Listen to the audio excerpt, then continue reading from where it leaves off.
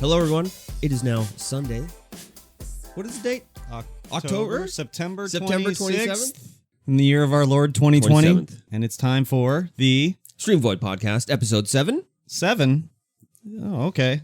That was like 6. No, it's 7. Is it 7? Well, Yeah, we we're on lost an episode. We did lose an so episode. That's okay. Yeah, that's fine. Can't win them all. We're here. It's great. We've got a little bit of a show lined up for you. As always, during the start of the week, I'm like, are we even going to have enough stuff to talk about? Oh, yeah. And then it just kind of fills its way out. Exactly. Lots to talk about. Lots of Xbox stuff.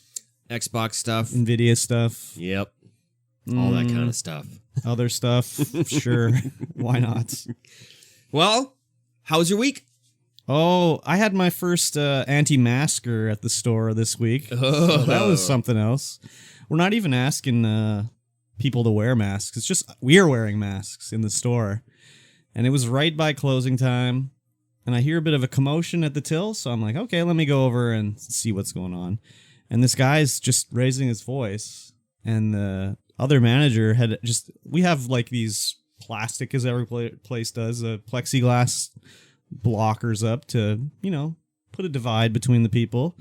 And you have to pass your basket over so we can disinfect it.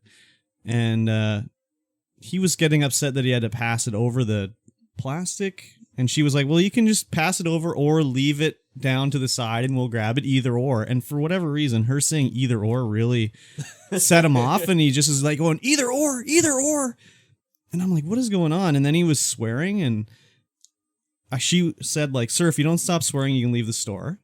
And I came around the corner, and he's all irate, and I just walked up to him, and I was just like, is there a problem here, sir? And he's like, no problem. And I was like, okay, do you want to pay for your stuff? And he's like, yeah. And I was like, okay, let's do that.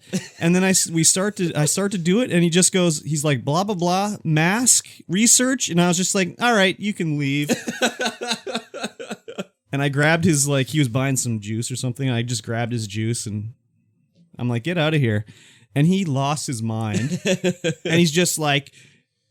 The typical, if you do the research, you'll see these masks don't work and, you know, whatever, blah, blah. I'm like, sir, just leave, like, whatever. And he starts going off. He's like, what's your name? And I told him my name, and he just kept, like, going off. What's your name? And I kept saying my name. And then he's like, I'm Douglas. And I was like, okay, nice to meet you, Douglas. Leave. And he's like at the door, like literally screaming into the store, like how I've screwed up, and he's going to write about us, and he's going to bring the cameras, and just going off. And at this point, it was so ridiculous, I just started laughing in his face. And I'm just laughing like, have a good day, sir. Like, it was so ridiculous. And he's just going off. And he finally leaves, and I'm still laughing. And all the people, there was like a lineup, and they're like, man, it's too bad you have to deal with that. And you did a good job with this guy and whatever. And I was just like... we didn't ask him to wear a mask. He was upset that we were wearing masks. And I was like, who cares if we're wearing a mask? And, but I've seen him in the store before, and he's like a conspiracy theorist guy. And he tried to tell me all these conspiracy theories one time. And I just looked at him. I'm like, dude, I don't care. Like, I'm not going to talk to you about this. Like, just stop it. Man. But then he finally left. And then I was on my way home, and, you know, I walk home, and all the ladies were like, oh, we'll give you a ride home, you know, whatever. He's out there. I'm like, it's fine. Don't worry about it. It's fine. So then I was walking down the road, and he was sitting at the bus stop down the road, but he was like smoking weed. He's sitting at this is a guy who's like 60 years old. It's so ridiculous. So I just see him sitting there, and whatever, I walk behind him and keep going. And then my phone starts ringing, and it's one of my coworker ladies. She's like, oh, he's there. I saw him. You should cross the street. I'm like, I already passed him. It's fine. Don't worry. He's forgot about me already. That's but hilarious. it was just like, imagine if I asked him to wear a mask. Oh right? My God. I can't wait till we have to make people wear masks to come in the store. I'm excited for a mandatory mask lockdown. My God. It's going to be great. It's going to be great. I mean, most stores around here are kind of doing it anyways. Like Walmart is. Yeah, Independent is. I don't think Safeway is. Independent isn't. Yeah, it is. Is it? Oh, yeah. Oh yeah. You got to wear one. I just wear my mask in there anyway. Yeah, I wore mine today too, but they're giving them away at the door. You got to wear one when you go in. Okay. And it says, like, if you do not wear a mask, you will be physically removed from the store. I know they have 2 security guards sitting right out front, just writing. Oh, yeah. I've heard some stories that some of these security guards, I don't mean it's secondhand stories, but one of my coworkers said her daughter's mother-in-law, like an old lady, was in the store and didn't want to wait in the line, so she like just pushed her cart to the side and like was leaving because she's like an old lady, and the again, it's like, who knows what's true. The security guard was like, "What are you doing?" And she's like, "I don't want to wait. Like, I'm leaving." And he's like, "You're a real loser." Wow. Yeah, to some old lady. So it's like, whatever. And then apparently, like, my coworker's daughter was in there, and there's a sign apparently like no outside food or drinks. And she'd taken her 2 kids to the set, like got a Slurpee before they went in there, and they just walked in and were in the store, and apparently the security guard just was like, "You can't have those." You're like yelling at them down the aisle. And she's like, I didn't know, like, sorry. And so then, whatever, they had to leave because they had these Slurpees. So I think they're importing these security guards from like the Lower Mainland or something. So they're used to like the big city stuff, not straight the up crazy going on. Yeah. So I really like how they've done the lineups. I hope that continues forever. Oh yeah, me too. Like, you always get the longest line. There may be 50 people in that line, and you might be 51, but it goes so fast. They have one major lineup, and then you get to the front, and then they go, you go to number 5, you go to number 4, you go to number 3. There's no messing around. No, it's great. You just blast on through. There's no. It's perfect. Everyone's out into the aisles. You never get stuck behind a grandma who's trying to pay with change and like, "Oh, I'm sorry, Sonny boy. Oh, sorry, Sonny." That's the best possible lineup situation I've ever seen. I don't know why Safeway hasn't switched to that. I went there yesterday, and it was just like lineups are going left and right and down this aisle, and this one's going down the main aisle. It's just like, nobody knows where to line up. Oh my god! Thankfully, they have auto checkout, so I can just go there in front of the line there and check myself out. Because I don't know why people don't use those. Yeah, self checkout is the best checkout. Oh my god! You don't have to talk to the cashier. And I'm coming at this like from the fact that I'm like working in a retail store, but like, man, if we could put in auto checkouts everywhere, you don't got to talk to the cashier. Like, oh, the weather's really nice today.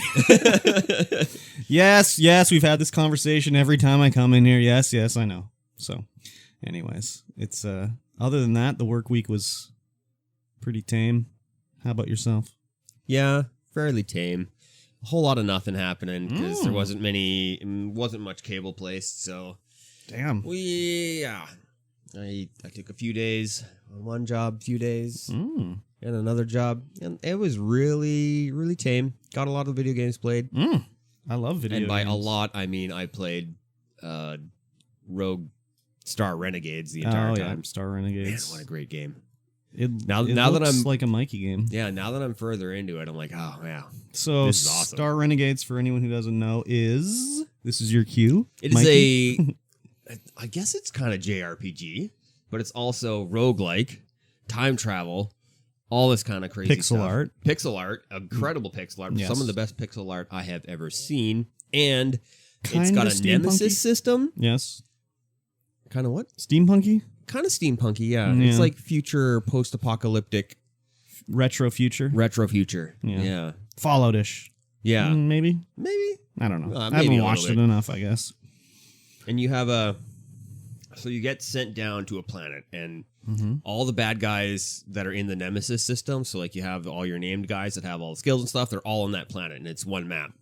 You get 3 moves before you have to camp, and then the big bad guy comes in 3 days that you have to kill. So you have to like get yourself leveled up to a point where you can fight that big bad guy with enough gear and stuff that you can kill him. Otherwise, it's just like, no, you're dead. Have you beat the big bad guy yet? I have. I've beat the big bad guy on 2 planets, and I'm on the 3rd planet now. Oh, so After I died once on the 2nd planet and had to restart. What a rookie. You say it's roguelike. What do you carry over when you die? Nothing. Nothing? Not even a skill? You carry, if you level up your guys enough, they can become a different class. Yes. And have just a little bit better stats. So that you carry over your classes. Yeah, and then you carry over some currency so that you can unlock more characters and more gear. So when you said nothing, you were lying. Yes. Okay, perfect. As long as we're on the same page. Like all of your characters go back to level 1. Yes. I figured that you much. lose all of your gear. Yeah, okay. But I was like, there's got to be something. Yeah. There's got to be some reason to continue playing. And then when you start again, you get to pick who is in your party. You get to pick 3 guys. And then, are they Sorry, are they the same? Or are they like randomly generated? They are the same. Okay. And they will level up the same way. Okay, but you can say, I want to be this guy, but he's in his second class now. Yeah. Okay. Yeah. All right. Is there more than just a second class? I'm not sure yet. Ooh, we haven't got far enough. No. This game just came out of early access, right? Yeah. And it's, yeah. So they're still sort of working on it. They're still working on it. They have a roadmap they've announced that... Oh, I love a roadmap. I know. It's a roadmap that you don't get to see what's in the roadmap, but they're like more planets, more characters, more bosses, all this kind of stuff. I don't like when you can't see the map. I know. It's just... They're just saying that there's you a can map. always just say, like, this is all, like, maybe it'll happen, maybe it won't, but here's what we're thinking about. Like, Yeah. come on. Yeah. Share the love, my dudes. Yeah, it's a great game. If I suggest if anyone likes a good JRPG, Mm-hmm, I do. in that Old school. it's very old school. Grandia 2-esque battle system with the cancellations and the whatnots. Yeah. Grandia 2. Love that game. So good. Yeah, it is it's really good. It borrows a lot of elements from a lot of different games. Like the camping system has cards like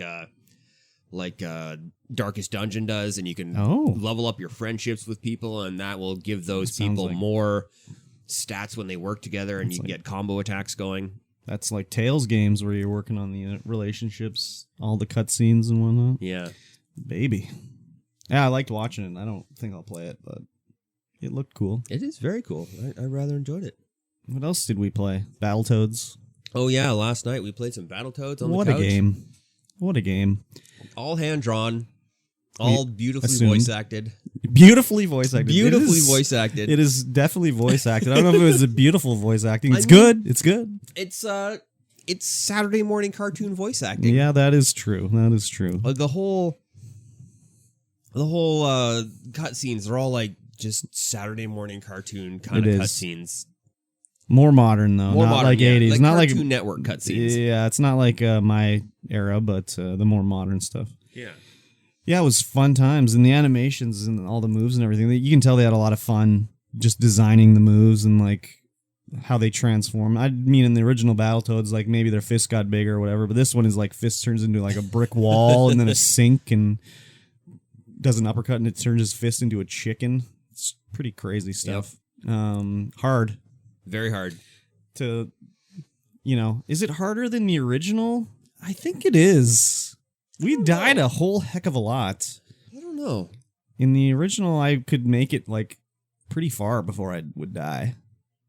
I think in the original, I would make it to the turbo tunnels. Yeah, pretty much. Pretty much. I was like, no. I made it past there, but we're gonna have to look into getting that running on the something to play on the maybe when we beat Battletoads, we can play the original or something like that. We're gonna have to figure out how to do it though. Yeah, lots of fun. Emulator. Free on Game Pass, of course. Microsoft Game Studios game. Some of this, oh my god, that one level we were doing last night where we're all riding in the sled together and we have to jump and grind together in one sled. Ooh. Yeah, the thing about this game is that it's not just a side-scrolling beat-em-up. No. There are all these little shooter levels and shooter levels and yeah, it's got a weird sense of humor. 3D turbo tunnel levels and so good side-scrolling sled levels. Definitely recommended to check it out. Especially if you have a Game Pass, it's like free. Like just do it. And especially play it co-op. Yeah, it might not be as fun single player, it's hard to say, but definitely it is great fun co-op. Oh yeah. And I wonder how it would be 3-player. It'd probably be even more amazing 3-player. Exactly. But yeah, good times. We should have been like, should have called over one of our other streamer friends. Or next time. I'm trying to think of what else I played this week. I don't know. What did I play on my Xbox? I don't know. What did you play on your Xbox? I don't know. I can't remember what else I played. What did I stream? Oh, Rocket League. That's what I played. Oh my god. And it was something. It was something. It took forever to I don't know what was going on, if there was a connection between Xbox Live or what, but I was losing packets like mad and the ball's teleporting around and oh my gosh. Yeah, it looked like the ball was half full of water. Yes. Just like you know what it reminded me of? Do you remember what that ball they sold? This is, I think, a Canadian thing. a Kentucky Fried Chicken in like the 90s where it was like a beach ball that you could fill with water, and it was called like the wobble ball or something? I didn't know. It had a weird name, but it definitely reminded me of that. It was fun, but yeah, it's a little, when you're not good at it, it's tough to hit the ball. Oh, yeah, especially when the ball isn't where it actually is, where you're seeing it. I scored some goals, though, whatever. And since I'd played it before that went free to play, I got all the legacy items, so I got a lot of crap to make my car look mad blinging. Everyone was complaining about the car. I guess the shape of your car matters in that game. Oh yeah, the shape of the car has hitbox to it, so it's easier to hit with some different cars. They didn't like the one I was using, and I was like, I don't care about. Oh god, imagine being sweaty in this game. No, thank you. I'm here to drive my car and toot my horn a little bit. It's so highly competitive, and it's probably one of the funnest esports to watch, just because it's so competitive. And it's more like a normal sport, like a more real life sport than an esport, where there's focus just on the ball. Everyone's just trying to get that ball in. Well, that's what I was doing. Just drive for the ball. Yeah, because when you're watching any other esport, it's really hard to watch just because everyone's everywhere, and you're like, what are you doing? Like watching a Fortnite esport event. No, thank you. Like, I would never do that. How do you even commentate on that, right? There's so many teams. Everyone's everywhere. The action's all over the place. He built a tower. Oh, he's building that tower so fast. Well, that other guy's building that tower. Oh, no, there's the fourth team building the tower. All the teams are building a tower. Yeah, I guess now. you could play Rocket League as more of a commentary, like, oh, he centered the ball. Oh, he scored. Ole, ole, ole, ole. Yeah, you definitely could do it like that, for sure. So it was fun, but I'm not going to be playing that one like at a professional level. Not that I play any game at a professional level, ever, but it was fun. Other than that, I played a little bit of the old Star Wars Fallen Jedi or Jedi Order or whatever the frig it was. It's Dark Souls. I might have to try Dark Souls again. Just see if I can get into it. I mean, we have been playing Remnant. Oh, Remnant! We played Remnant too. Yeah, we played that after the Friday Night House Party. That's like Dark Souls with guns. That was fun. I really like that game. That's a good game. I enjoy it. It's too bad it's only 3-player. Yeah. That's so weird. And same thing with Battletoads. What's with the 3-player crap? I don't know. It's supposed to be 4-player or bust. I don't know. Maybe it's the new thing. Yeah. Everything's just 3-player now. I'd be interested to see how like a sequel to Remnant would be. Because it looked like a lot of their... I don't want to say that their assets are stolen, but they took a lot of inspiration from other games. Yes, there is a lot of inspiration from other games. For their backgrounds and everything. And like, I mean, the Earth levels are kind of boring-esque. But when they do like the weird Vex stolen technology pyramids and stuff, it looks cool. But oh, yeah. Yeah, it's an interesting game for sure. It does not look the best. It doesn't look the best. And how old is it? Not that old. It also was really weird when I was trying to stream it, and it would, like, as soon as I was playing it, it would just drop my frame rate on my streaming software to, like, 19 frames per second. It looked like garbage. But then when I would tab out, it would go back up to 60 frames per second. Yeah, that was so weird. It was so weird. That. So weird. So I think I got it figured out, but it was like, why is it doing this? So crazy, so... It doesn't make any sense. But other than that, I don't think I played any other games this week. I think that was all my gamage. A little bit of Among Us. Among Us, yeah. Yeah, a little bit of Among Us. And we played on Tuesday in the hotel. We played on the Board Game Arena website. Oh, online. Online board games. And that was really fun. And then we played a lot of fun games. And I'm like, now I got to go buy all these games. Exactly. There's only one I want to buy, and it's not in print, so... No. I don't really need to buy any other ones, I don't think. Everyone else owns them all, so... Yeah, I'm definitely going to go down and buy Tokaido next payday. Tokaido. Because you have to have... And Tokaido, what it is it's kind of like a worker placement game where you just move around the board. There's one path on the board. You can stop at multiple spots. And the thing you're trying to do is to have the best Japanese vacation ever.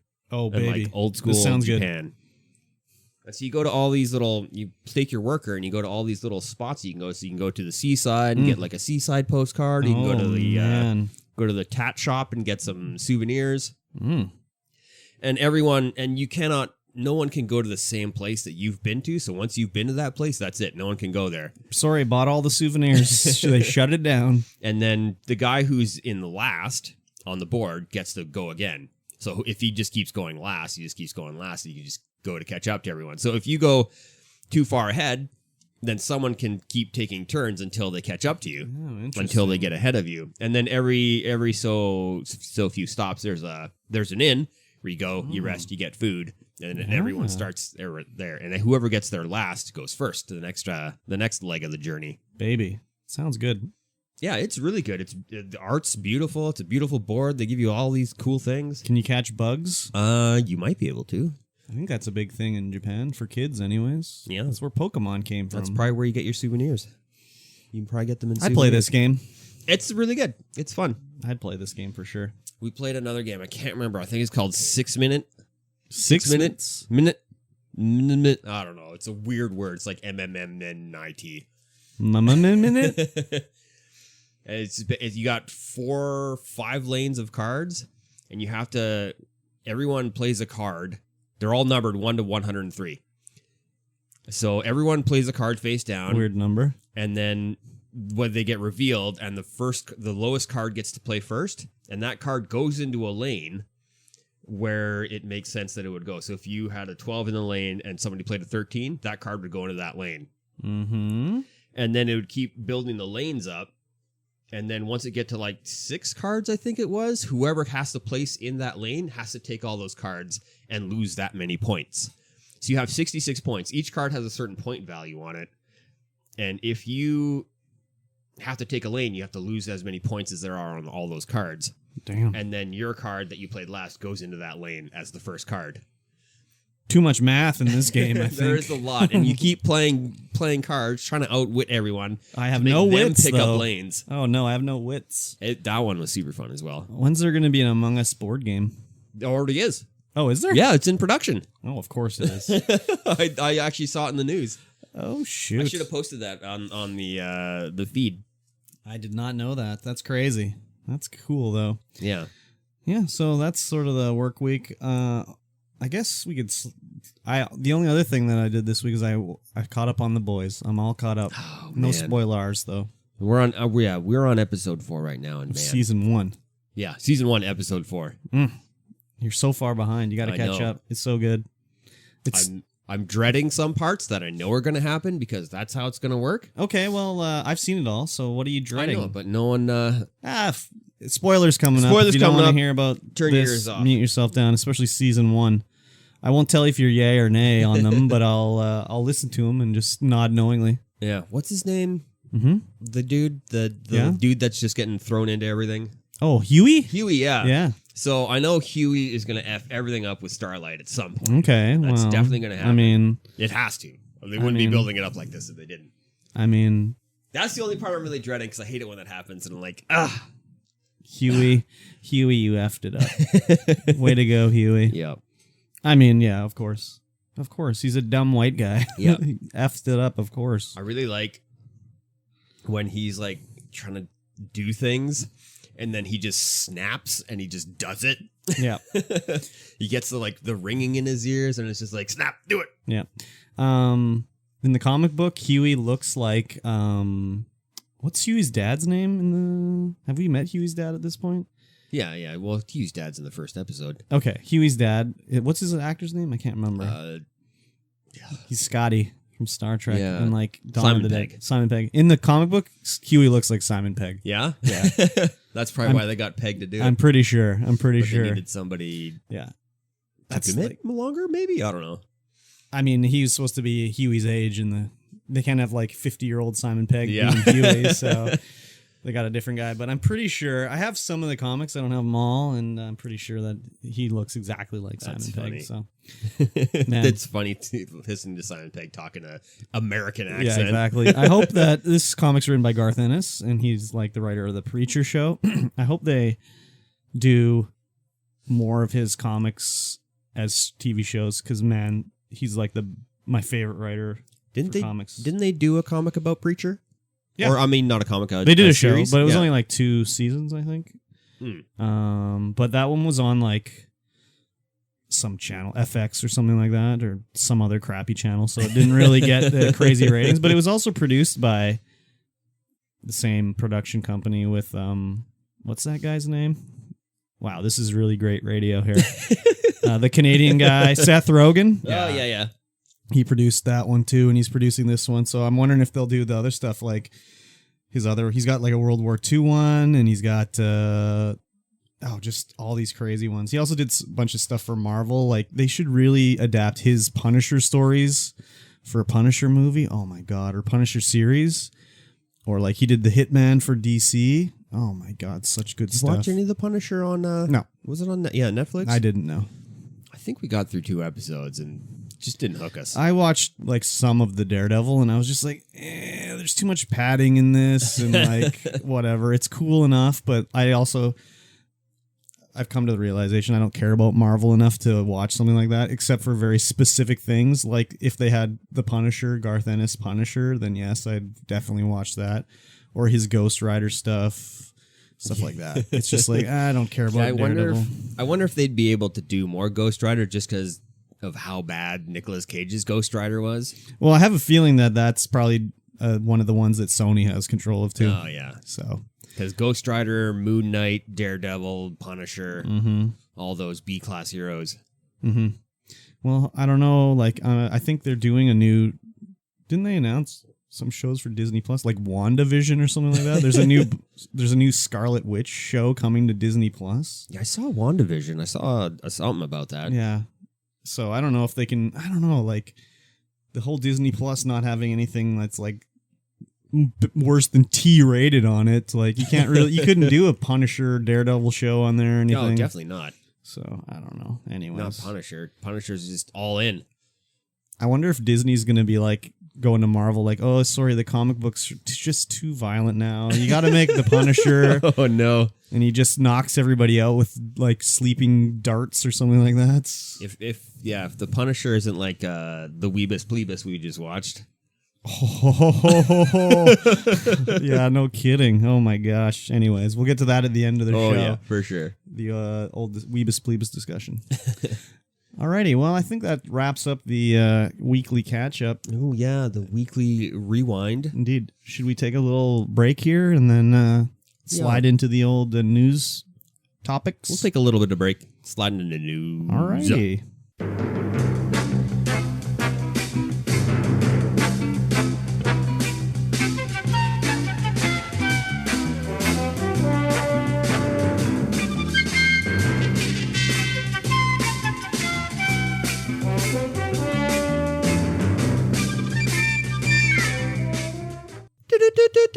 We're back. Let's talk about some news. Wow. Very good. You got to get the hard line in there. Do you? I think so. Okay, perfect. Let's talk about some Xbox news. Oh, my favorite topic. As we know, my God. As we know, every launch or pre-order of anything that has happened this year has been an absolute disaster, and less so for the Xbox Series. I mean, X/S. So they say that it was a disaster, but I mean, I pre-ordered mine, so I'm okay. It's one of those things where it's pre-order and gone. That's it. Yes, gone. But you got yours. I did. That's excellent. So it said like they were going live at 8 a.m. Pacific, North America time. So I was like, okay, I'm at work, unfortunately, at 8 a.m. Pacific, but I'm like, nobody's here. I can do whatever I want. So I was like, I'll pre-order this boy right now. And so I got the old app up on my phone, and it's like, no listing for the Xbox Series X anywhere I can look. 8 o'clock. And I'm like, did it sell out already? Did I miss it already? I'm looking around, and I follow like a Twitter Canada Game Deals, and they're tweeting out like, oh, it's available at Best Buy. It's available here, available there. And I'm like, they never said Amazon, so I mustn't have missed it. So just throughout the day, the morning, I'm checking. It didn't go live on Amazon until like 9:20. Wow. And then it's like, oh, it's live. And I hit the button and it takes me to a picture of a dog on Amazon. Like, sorry, our website's encountered an error. And I was like, wow. Okay. And then I refreshed and then now it's a picture of a cat. So anyways, I do that a few times. And when it actually took me to the page, it was like, yeah, you want one? And I'm like, yes, I do. So I did it. I got it. That's good. Yeah, I'm excited. But yeah, they are sold out, much like the PS4. Yep. But... well, I think we'll get into it a little later. There might have been a reason why the hype for the Xbox was at monumental levels on this pre-order day. maybe a little bit of an acquisition Microsoft did. Yeah, it could be. I don't know. Was that announced on that day? No, the day before. Oh, okay. So it's funny because the funniest part about it is that the naming conventions are now effing people up. Yes. I got some quotes here by some people who were ordering them, and he's like, I was half asleep and ordered an Xbox One X by mistake. Ah! Yeah. And another guy's like, I happily snagged my Xbox at 8 a.m. from Best Buy, wondering why it said it would only be ready on 9/30 on the 30th, only to realize I had selected an Xbox One S, not a Series S. Yeah, the naming series of this whole thing so sucks. awful. I definitely got a Series X. Because I am not a dum-dum. And you were awake at 8 I was o'clock in the awake. morning. I was awake. But yeah, it's been crazy. There'll be more added later for sure. But Oh, yeah. this, I don't know. Did this go better than the PS4 pre-order thing? I don't know. I don't know. I didn't try to get one for the PS4, so I don't know. It's probably a little bit better just because they had more stock, and Sony was just like, oh, we're going to do it. Yeah, it's like, yeah, it's weird. It's weird. Oh, well, I mean, we don't have any Sony really news later, but do you remember when like maybe the first episode of the podcast there was the like suggested PS4 launch dates and everything like that, and one said that it was coming out early in Japan, and I was like, well, that tells me it's instantly incorrect. It was definitely that way. Was. Well, I mean, I don't think they planned to do it this early either.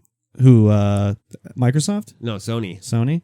Well, Sony got the drop on them because, well, it was like a, give and take thing here where Microsoft is like, we're doing the Xbox. It's $499, $299 US.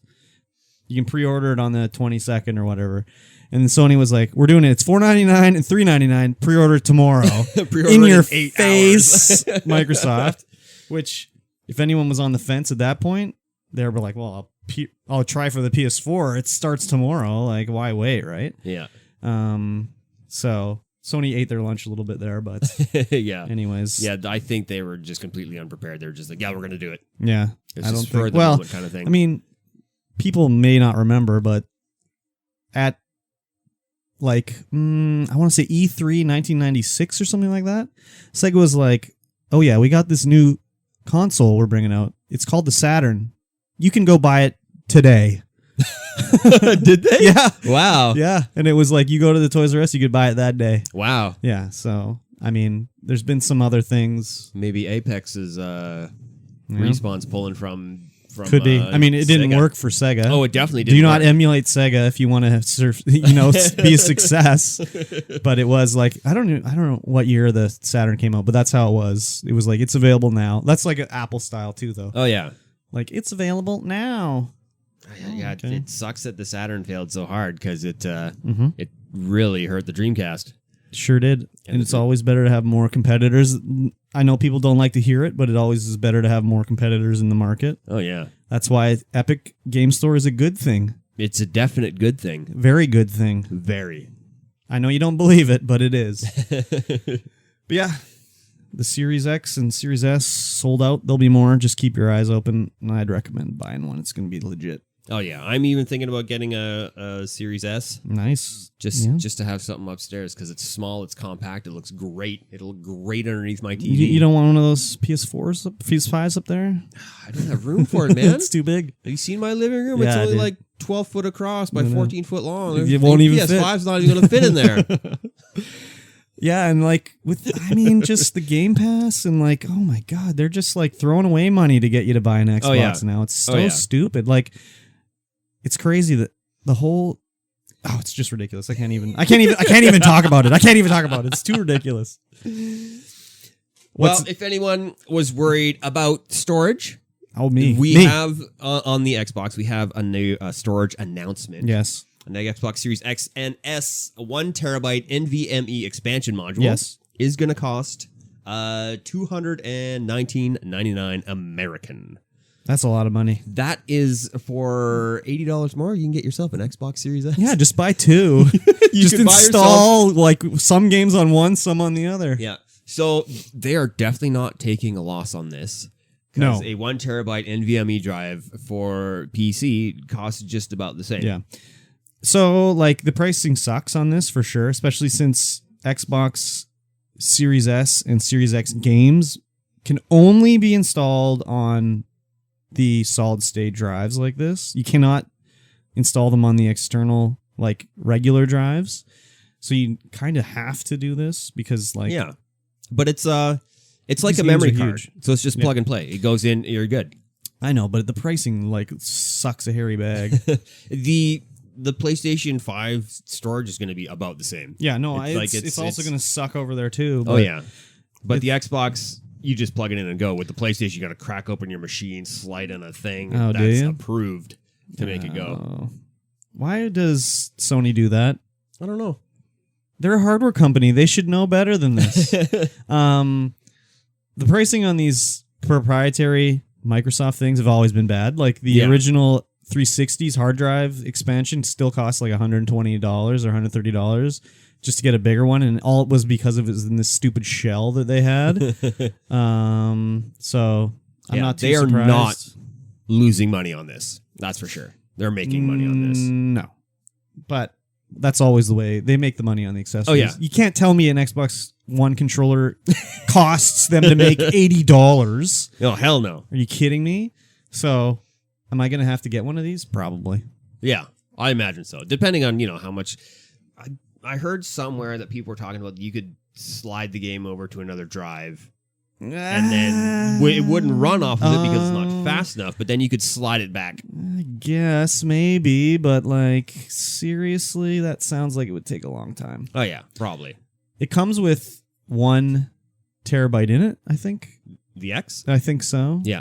That's not that much, but I've been listening to these old podcasts recently, the 8-4 Play podcasts. I've been re-listening. I've never listened to the whole thing, but I'm listening it to from the start, and they're talking about the Xbox 360, and right now they had released the new one that had 4 gigs in it. That was the internal memory, is 4 gigs. That was the arcade version, that wasn't it? That was like the slim arcade one. Yeah, the slim arcade. It was like the cheap one. Hilarious. And it's like 4 gigs. That's not even, you couldn't even install like an indie game on that anymore. It's crazy. So, well, it depends on the indie game. No, I know, but like when Xbox 360 first came out, there was like a hard limit on games for the arcade. Oh yeah. It was 250 megs, I think. No, 20 megs. I think the limit was like 20 megs. 20 megs? That is not. And then they just gradually let them go up. Maybe it was 250, but I think it was 20. Anyways, there was a lot of weird things they had back in the day. Like arcade games could only have 10 achievements, and they could only be worth 200 achievement points, and they kind of... Oh, yeah. I could see why they would do that. Yeah. Because then you couldn't just make a achievement hunter kind of game where it's just like, here you go. No, they still do. There's like the one points. Naruto game that you could get all 1,000 achievement points, 5 achievements in like 5 minutes by fighting one enemy. Yeah. I'll get one of these, I guess. So the only other thing is you can use a regular like RPM drive for non-Xbox Series games. Like the backwards compatible stuff can go on the old hard drives, but the new ones can't. So no, they need that SSD speed. Yeah, I mean, do they though? Maybe, I don't know. They're probably. I mean, how else are they going to get you to buy one of these things? I mean, I guess so, but like, is it seriously going to be like it needs that data access that fast, or is it just going to decrease loading times? I think it would be decreasing loading times. I don't know. They just need to go back to where like. This actually, I should have put this story in here, but I didn't. Like back on the original Xbox, this came out after Microsoft acquired Bethesda. But Todd Howard said one of the things about the original Xbox was that you could mask the console restarting in a loading screen, and they used that in Morrowind on the Xbox. If it was taking too long to load, they would restart the Xbox. What? Yeah. Wow. And it would show the loading screen, and it would reload everything. And that's why there would be like really long load times, is because the Xbox was restarting in that time. Wow, that's crazy. Yeah, so like we're used to long load times on the Xbox. Because I remember playing Morrowind, and I'd be like, it's been like 3 minutes here, like to load this part of the game. Like, let's go here, boys. Wow, that's crazy. I didn't know that. But then again, I never played any Bethesda game on an Xbox. I was always on the PC. Oh, baby. Oh, man, that's what introduced me to Bethesda, was Morrowind on the Xbox. And then my homie Nick was like, you got to buy this game. I was like, do I? He's like, yeah, you got to. And then I was like, yeah, let's kill these bull netches. Let's go. But speaking of installations, you may now Well, when it comes out, you're going to be able to install Xbox games before you even buy them. Man, this is before they're out, before you buy them. This is great. Yeah, it's pretty cool. So like, for example, let's say, like, that's the thing too now with these consoles. You have to install the friggin' game before you... Full install. Even with the disc. So, like, let's say you're going to get the disc copy of Halo Infinite in 2023 when it comes out, and you don't want to have to wait when you get it home to install it. You just pre-download it, put the disc in, and it'll be like, yep, it's already there, boys. Let's go. Can you imagine loading gigabytes of data off of a spinning disc? I've done it. Disc? I've done it. In 2020? I mean, come on. 2021? Maybe. No way. No way. All my games are installed on my spinning RPM disc. I don't put anything on my SSD. Your optical disc. Oh, my optical disc. Oh, sorry, that piece my of bad. plastic spinning at 42,000 Well, RPMs. yeah, I know. But still, like, it went from like the whole game's on the disc. We load what we need. To like, well, we install a little bit to speed it up. Now it's like, nah. Let's install the whole thing. Like, why even put it on the disc? I don't know. Just have it. You put the disc in, and it's like, here, we'll download it. I think it should be a USB stick now. Yeah, that would maybe. It's probably because discs are 300 times cheaper. Yeah, like they cost a penny to manufacture, probably. I mean, you can get some pretty big data sticks for pretty cheap now. Yeah, it's still cheaper just to get the disc, and probably less easy to pirate. Maybe, I don't know. Probably not.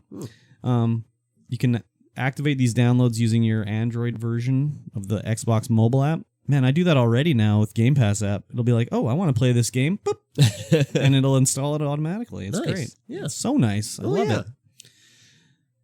So, next up, more Xbox. Xbox Series X and S sells out instantly in Japan. So, a couple things with this story. I don't think the Xbox One had an official release in Japan. I think it was just like, well, we'll send over some English ones, and if they want to buy them, that's cool. If not, because like the Xbox and 360 did not do particularly good in Japan. Definitely not.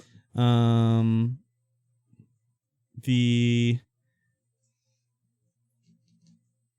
Series X, I think, is having an official release in Japan, and it's sold out. I think this is part of Microsoft's strategy, is to like try to compete in Japan. You should close that just in case something's playing. Because like there was Japanese games on the Xbox One, but 360 days they went to Japan. They were like, "Yo, Mistwalker, you're gonna make us games. We're gonna give you money. We need Japanese games on our system." So they got like Blue Dragon and they got Lost Odyssey and whatever. They didn't do anything in Japan, but it was just like a prestige thing. And then companies changed direction. Obviously with the Xbox One, I don't know if you remember the pre-launch thing where they're like, oh, you gotta be connected online all the time and you can't trade discs in and blah, blah, blah. And they really shit the bed a little bit. Oh, yeah. They're going a different way. It's more about, obviously, you can easily tell they've totally changed their whole business plan is like customer focused. It's all like customer friendly. Phil Spencer came in. Phil Spencer is like a legend.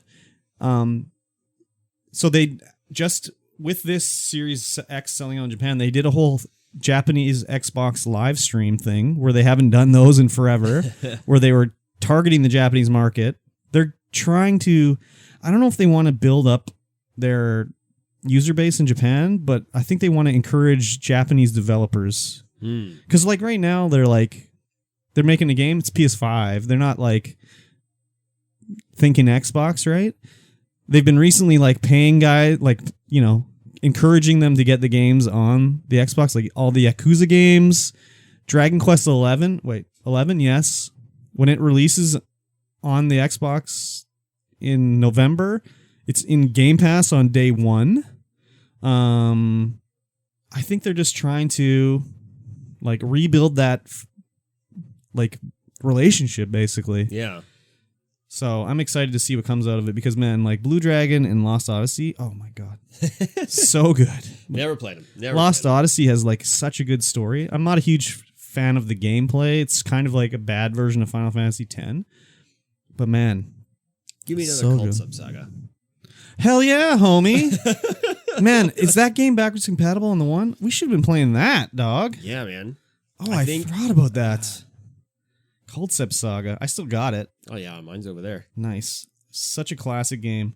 So, yeah, I think that's kind of what they're doing here. And it's sold out. Again, it doesn't say how many they sold out. Like, how many did they have? 1,000? Like, we don't know what they were who knows? allocating to Japan. But Phil Spencer said, like, we're getting more for Japan. So, like, whatever. The one thing the Xbox always had going for itself, for whatever reason, the Japanese shooting developers, like, that make the vertical and side-scrolling shooters, they always make the games for, like, the least popular hardware. Always. So, in the 360 era, all these cave games came out for the 360, like Dodonpachi, Muchi Muchi Pork and Pink Sweets, like Bullet Witch, like all these came out on the Xbox. So I imported a Japanese Xbox so I could play all these games, and they're so good. But who knows? Maybe we'll be seeing all these shooter compilations and stuff on the Xbox, which I hope so. I love shmups. I just don't. I don't get the opportunity to play them that often. I'm so bad at them, but man, like Dodonpachi Daifukatsu is so good, and Muchi Muchi Pork and Pink Sweets. Oh my god, it's so stupidly good. That sounds like a cute 'em up. Muchi Muchi Pork and Pink Sweets, yeah, they both are for sure. Cute 'em ups, yeah. Muchi Muchi Pork, you play as like these chubby anime girls that are freeing pigs and stuff like that. It's oh my god, it's so stupid. We should play that sometime on the old we totally should. Couch Dudes night. But I think that's the end of the Xbox news for now. So the Sony fans can have a little. We'll throw them a bone here. I think. Yeah, just a little bit of a bone. It's not much. Sony has announced they're going to do special edition consoles, like they always do. News at 11. Yeah, news at 11 for sure. Local man says sky is blue. News at 11. But these mock-ups I saw, they look pretty sweet. Okay, who mocked these up? Just some dude. The Xbox Pope. He mocked them up. Why is he mocking up PS5s? I don't know. I mean, they're not going to look this good. Probably not. So we're seeing like a Horizon. Oh, is there a sequel to Horizon Zero Dawn coming? Oh, yeah. Called Forbidden West? God, I have to play Horizon Zero Dawn. Isn't that like a Western version of Monster Hunter, kind of? Yeah, maybe. I don't know. Oh my God, I'm going to have to check it out. PC, so you Cyberpunk? can play it on PC. That looks like a Cyberpunk. Oh, yeah, definitely Cyberpunk. Yeah, I'm going to have to look into that. Gran Turismo 7. Oh, this one looks pretty good. It looks good, but like, who's seriously though? Like, Gran Turismo, like, just play Forza. Like, I don't know, dude. Coming from a true Xbox fanboy, right? But like, I've played all the Gran Turismos up to like 5, and seriously, it's like they're. Anyways, I've played 1 and 2, and they were those are the only like dopest shit back in the day. Oh my god. Oh yeah, for sure. Oh my god, I played so much of those. Yeah, that's the whole reason I'm like, oh, maybe I should import a Nissan Silvia. No, don't do don't do that. Don't do that. Yeah, like of course there's going to be limited editions of every system. There's going to be limited edition Xbox One or Series X as well. News at 11. Yeah, they look cool though. Anyways. Oh yeah, they do. Yeah.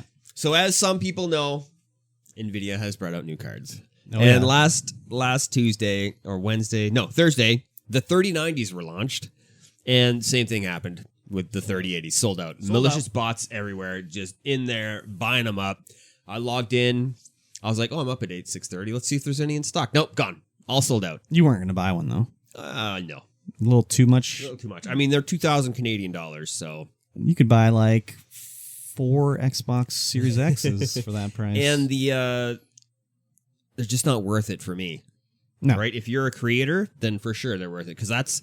But aren't you a creator? I am a creator, but they're only giving like 13% boosts over the 3080s. Yeah, I know, exactly. In stats like that. According with for like video editing and stuff, then it's better. Or like 3D modeling and stuff like that. It's a little bit better.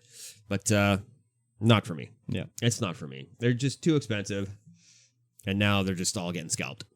Yeah, they sure are. Because the bots. Yeah. We know one guy that has managed to get himself a 3080, and that's it. And I mean, where did he buy it from? He bought it from Best Buy. Oh, wow. Yeah, he was just on a site that lets you know stuff's in stock, and he just smashes F5 like every 5 minutes, and one managed to come up. It was probably a return or something like that. I don't know how it managed to get there. Order. It might be a canceled order, yeah, but he managed to snag one, and it's awesome. He doesn't have it yet, though. He doesn't have it yet, as far as I know. I mean, we'll probably find out this week, actually, if he's got it. Because he's a streamer boy. He's a streamer boy, and he's coming back from work. Yeah. And he's going to get to stream, and we're going to get to talk. So these bots, I don't know for sure, but I read somewhere it was because like the website, like NVIDIA's website, didn't have a CAPTCHA going on it.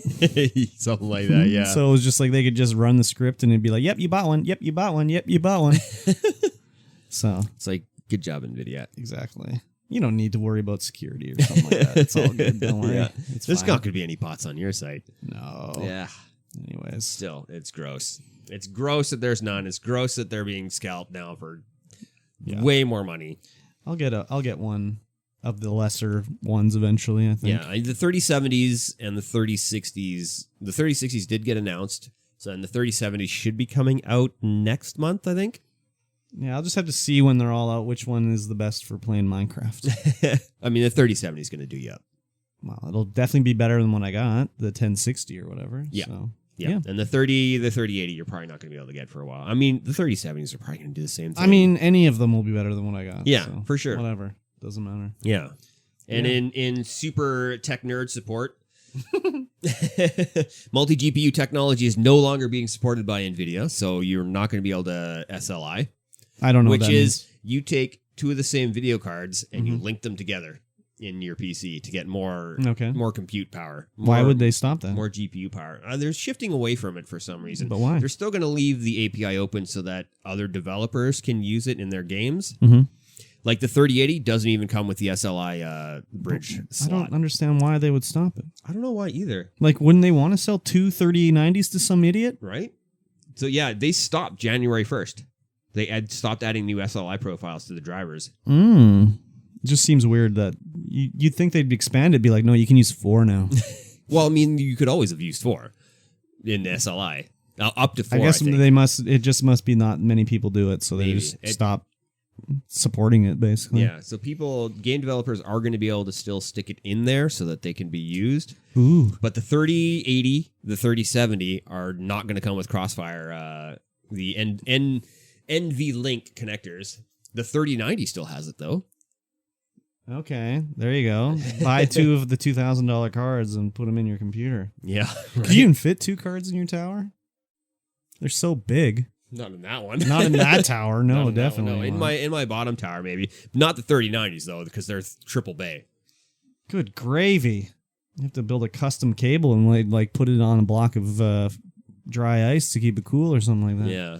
And like if the drivers if the game didn't support it correctly, it wouldn't work properly. So Jeez. like there's a lot of iffy stuff going on with it. Like I don't know any game. Every time I hear about somebody doing SLI and video games and double video cards, so I was like, I couldn't get it to work. It wouldn't do it. Sounds pointless. Yeah.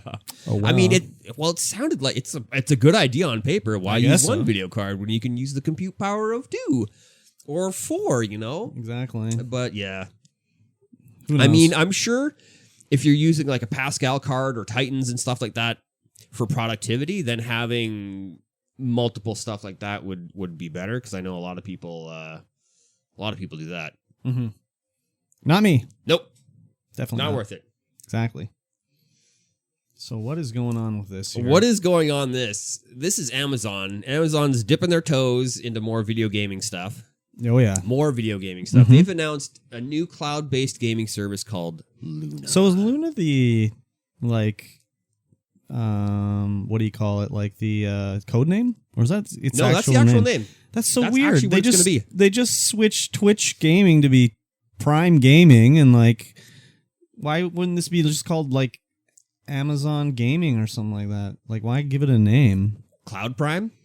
Yeah, something like they just changed Twitch to Prime. Like, anyways, it just seems weird with the naming, but yeah, it's another streaming thing like Stadia, I think. Except I don't think you need a Stadia box to do it. No, Yeah. it'll work on anything. You Yeah. don't need the box. In a browser. You just need to pay the money up front.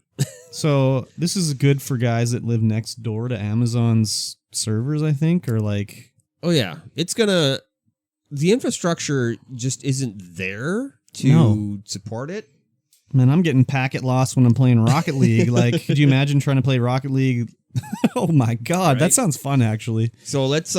So it's initially going to be available on PC, Mac, Fire TV, and iPhone and iPad, and Android is coming soon. That's so weird. It's going to start at $6 American a month. Wait. Sorry, before we go any further, there's no way that Apple's going to let them do this on the iPad and iPhone. They wouldn't let Xbox do it.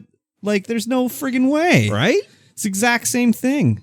They would not let them use the Project X Cloud on the iPhone and iPad because they can't verify that the game isn't showing you a wiener, I guess. I don't know what their problem is. Know. But anyways, like, why would you not start with Android first of all? I don't know. But Android's anyways. like the ticket. Android's like... Can I use my Kindle to do this? You can't. Oh, damn it. Okay. Anyway, sorry about the aside. So you're going to be able to use Luna on 2 devices at once. Okay. And you're going to get 4K 60. Bull.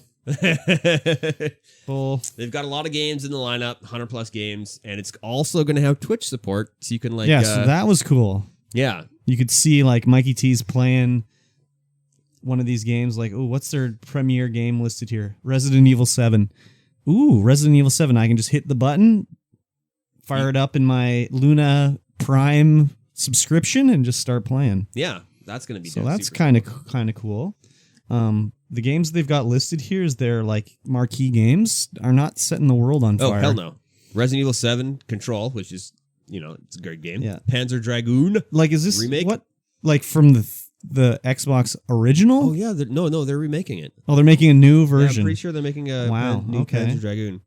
A Plague Tale. I do want to play Plague Tale Innocence. The Surge 2. Not for me. Yooka-Laylee. I mean, whatever. Oh, man, I love those kind of games. Grid, Abzu, and A Brother's Tale, Tale of Two Sons. Like, wow. That's what they have listed, and that's not setting anyone's world on fire. I don't know, like, how old is Brothers of Tale of Two Sons? That was on Very the 360. Old. Very old. Abzu, I could probably run that on a calculator, I think. No, wait, maybe I'm thinking of a different game. I mean... How old is Grid? That was a 360 one too, wasn't it? I think so. It's just a racing game, isn't it? Ukulele was on the 360, I think. Or was it? Maybe it wasn't. I don't think it was. The Surge 2 is like a Dark Souls-like game, I think. Never heard of it. I do want to play a Plague Tale Innocence. I've played Resident Evil 7. It looks pretty good, but... And then Control looks pretty rad, too, but... I don't know, this selection of games seems weird to me. Yeah, it's kind of weird. Yeah. So. And Amazon is also going to have some hardware. You're going to be able to get the as Luna they controller. Always do. It's going to be $50 for the early access period. So I wonder if it's going to be like the Stadia standalone controller where it connects to your Wi-Fi to communicate with the Stadia server, not through the Stadia device. I don't know. Because that's how they try to reduce some of the latency lag, is it doesn't communicate. It just goes to your wireless and then straight out.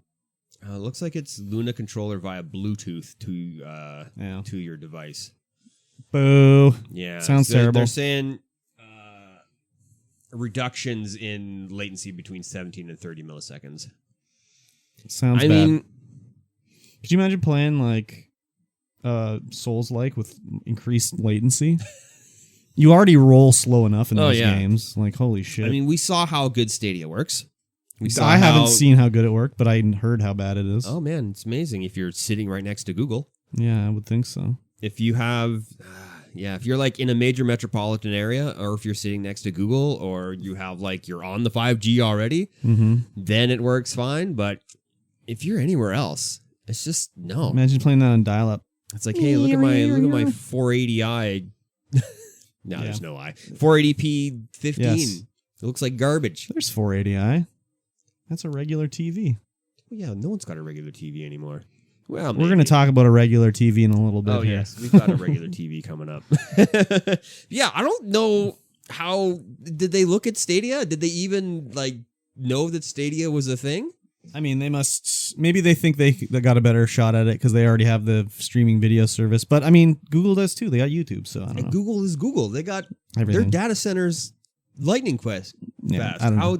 Are Amazon's data centers like that much better? Maybe. Like, They're running on the Amazon Cloud or whatever it's called. Amazon Computer Network. I don't remember what it's called. They have their own proprietary cloud service. So. yeah, but how's it better than Google's? I mean, Google. Does Google have a drone?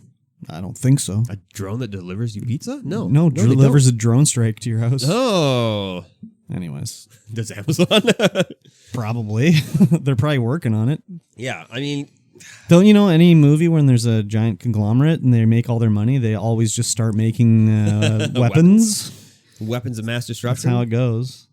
WMDs. The only way to make more money is to create weapons. So Yeah, I don't know if they have enough money yet, but anyways. I don't know either. I don't know how this is going to work either. No. I don't know if it's going to do better than Stadia. Like, we're going to have to wait. You can get it now if you want it. You have to be invited. You can go and I don't know where it is. No, you it's can the sign US up. only too. Yeah, it's US only. You can go and sign up. You can get the hardware. You can get the intro, and it's $5.99 a month. You can see if it works for you, and then instantly cancel it when it doesn't. Because Yeah, I mean, like I knew someone that had, what was the old one?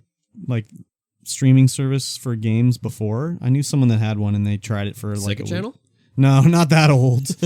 No, there was like the I don't remember what it's called. It had its own little box and everything like that. And I was like, "Oh, you have that? How did it work?" "Oh, not good." Oh, okay, fair enough. Yeah. So, anyways, enough about Amazon. Yeah. Even though we're streaming on an Amazon platform right now. We definitely are. Hi, Jeff. Hey, how's it going, Bezos? Can you just hit us up with that collab dog? Hit that Prime sub button. Yeah. You probably have an infinite amount of Prime subs. I was thinking about this when I was watching The Boys. Is like Jeff Bezos at home? Is he like, yeah, I want to see the rest of the season. I want to see it now. Oh, yes, sir. Here you go, sir. I probably. Yeah, probably. So we got some surprising news here. We do? Yeah, Razer. Surprising? Razer has just introduced the Oh, first wireless wireless gaming keyboard, like mechanical keys and all that. I'm like, I really? see. All right. Well, I mean, who wants to use a wireless gaming keyboard? I mean, some people like it wireless, but Yeah, but not if you're. I mean, I guess if you're serious, you want it wired. It's Yeah. always give me the more wires. so the Razer Black Widow V3 Pro is the first wireless, truly wireless gaming keyboard. I'm like, what? Are you sure? Is that true? I'm sure. That's kind of. It's I kind of. mean, if weird they that said no it, one's it's got to done be it. true. No. Maybe it's Razer's first, not period. Because I'm sure you go to Amazon, there's got to be some Chinese wireless gaming keyboard. Yeah, maybe. I'm sure it's Razer's first one. So I was thinking, I have a wired. Ducky One Mini. Not this one Okay. in particular. I have Okay. it's a Logitech one. Okay. A I had Logitech one of keyboard. those. Yeah. It's a mechanical. It's a full It's not size. mechanical, It the just one I has. have. It just has white LEDs in it.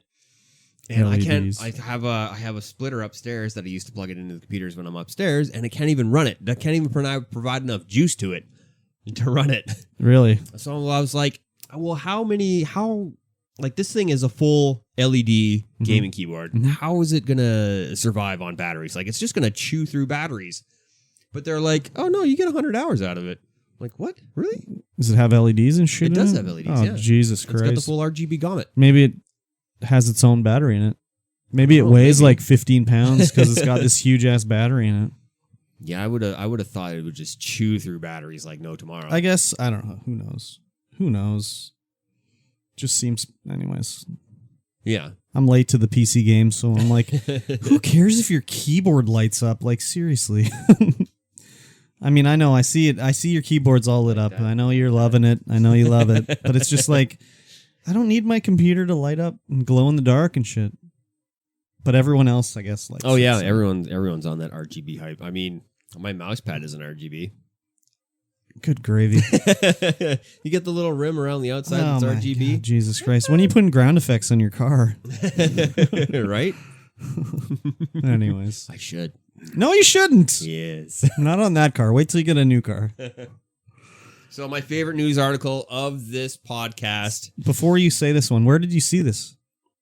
Like, where did you find this article? I don't know. It was on a gaming news aggregator. I saw this in my Google News app. Yeah? Yeah, it was like suggested to me. This is such a cool article. It's so funny. So, and this affects your industry too. Oh yeah. Yeah. 100%.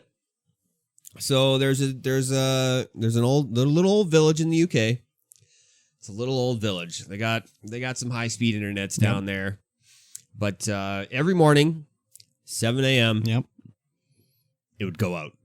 Internet for the whole village, the whole broadband system would just go down. Yep. And so it took them forever to figure it out. Everyone was like walking around like it'd be like 7 o'clock without fail. It would go down. And all the techs would be out there running around like repairing cable, replacing cable. Like, stuff. What's going on? We don't understand.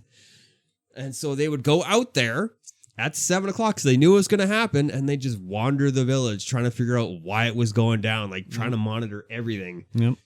And so they found out that every morning, this little old man gets up and turns on his ancient tube TV. Yep. It would fire up and just knock out the entire system.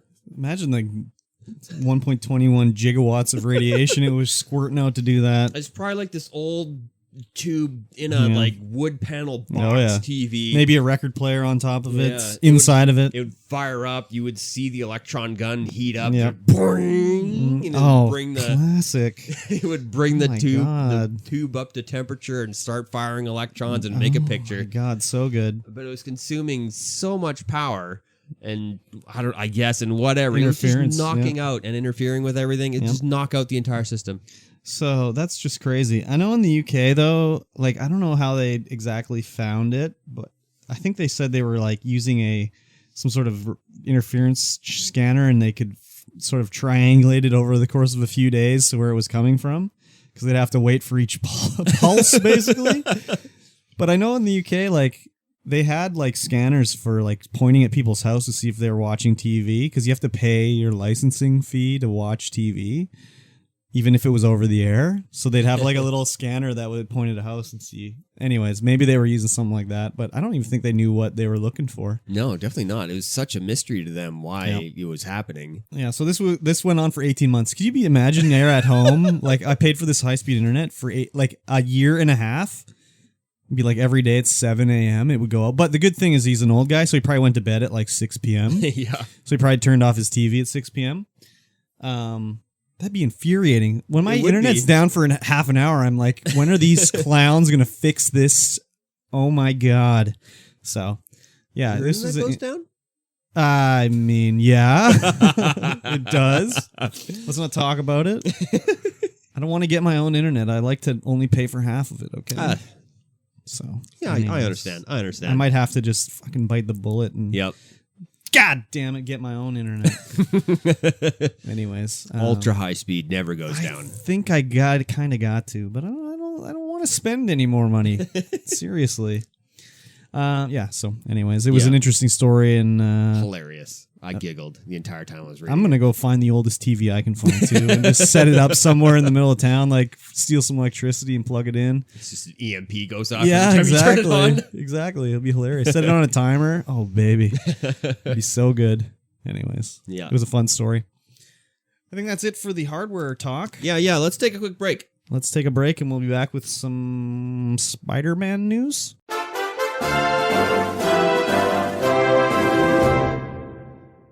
We're back. Oh, we have returned. Hello.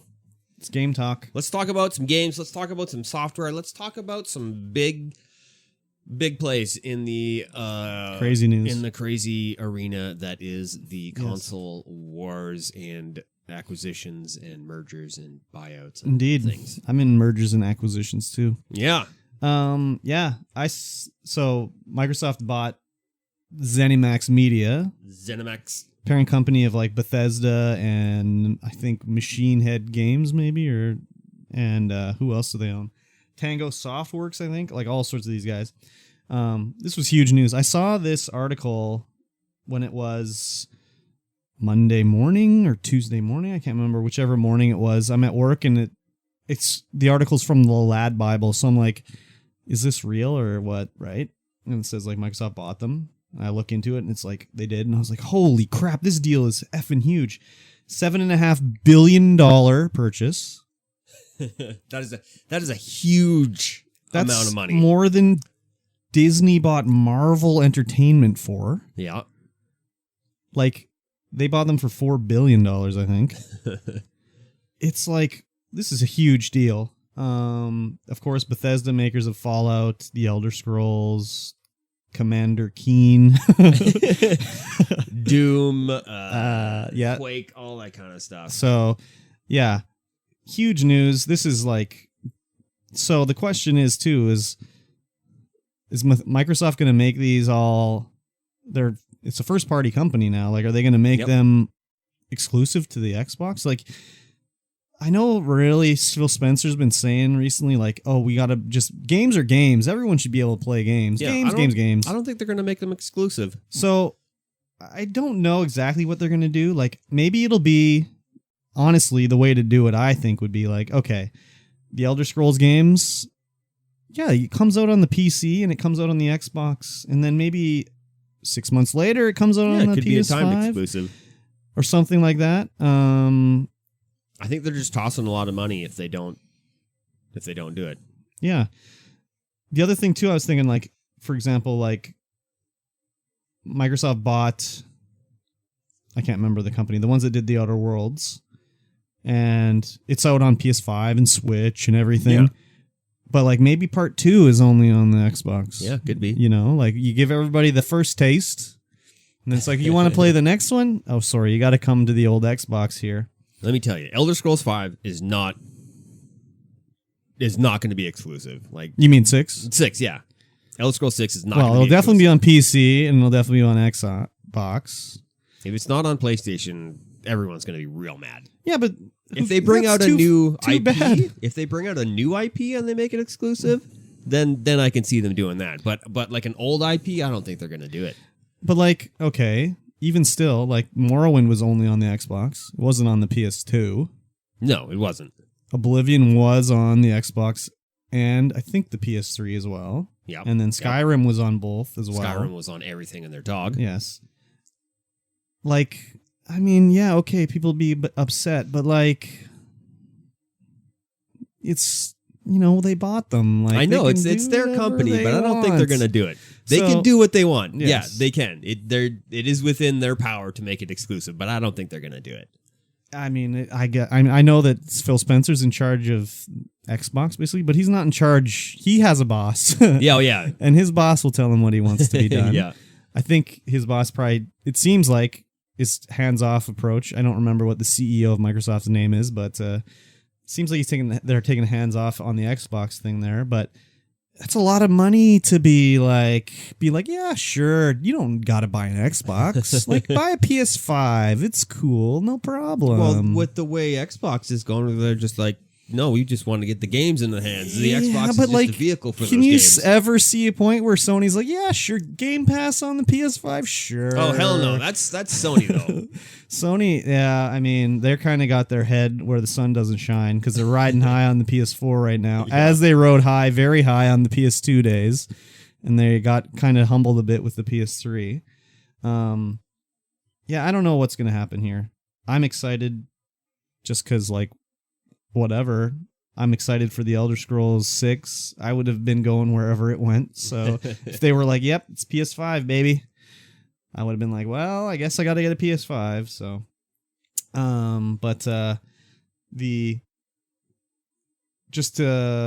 Microsoft has been, one of the complaints is there ain't no exclusives on Xbox. There ain't no exclusives on they got Halo. That's what you always hear. They got Halo. They don't have any exclusives. So this is to add to their collection of exclusivity. I don't know. They'll probably just do like horse armor exclusive DLC. I don't even think they'll do that. I don't even think so. I think it'll be probably, you're right, timed exclusive maybe. But who knows? I mean, it'll just say, like, if they're losing money on the deal, yeah, they'll go exclusive. Yeah, exactly. But if you scroll up here, recently Microsoft has been making maneuvers to bolster their in-house production. Oh, yeah. Just within the last couple of years, too. It's been pretty crazy. Last E3, in 20. Oh no, last E3 they announced all these purchases they made, where they've bought in Double Fine, which is Tim Schafer's place, Costume Quest, Broken Age, Brutal Legend, all those guys. In Exile, Wasteland developer. 2018 Ninja Theory. They bought Obsidian in 2018. They're the ones that did Outer Worlds. They bought Playground Games, the Forza games. They're making Fable. Rare, which they bought a long time ago. They haven't done much recently. And then they've founded like the Coalition, the Initiative, Turn 10 Studios, World Edge, Undead Labs. They bought out. They did the State of Decay games, which are great games, by the way. And then there's 343 Studios that they set up to do Halo, which apparently they're not doing too good. Apparently. They're not doing too hot right now.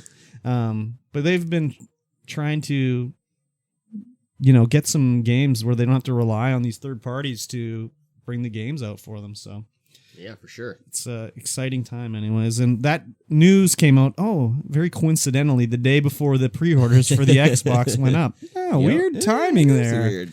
So the other thing, too, with this story is Bethesda has not released there have been, Doom and Wolfenstein, but Bethesda, that you think of Fallout, Elder Scrolls, have not released a game since Fallout 76, which fell like a turd on the ground. Oh, yeah.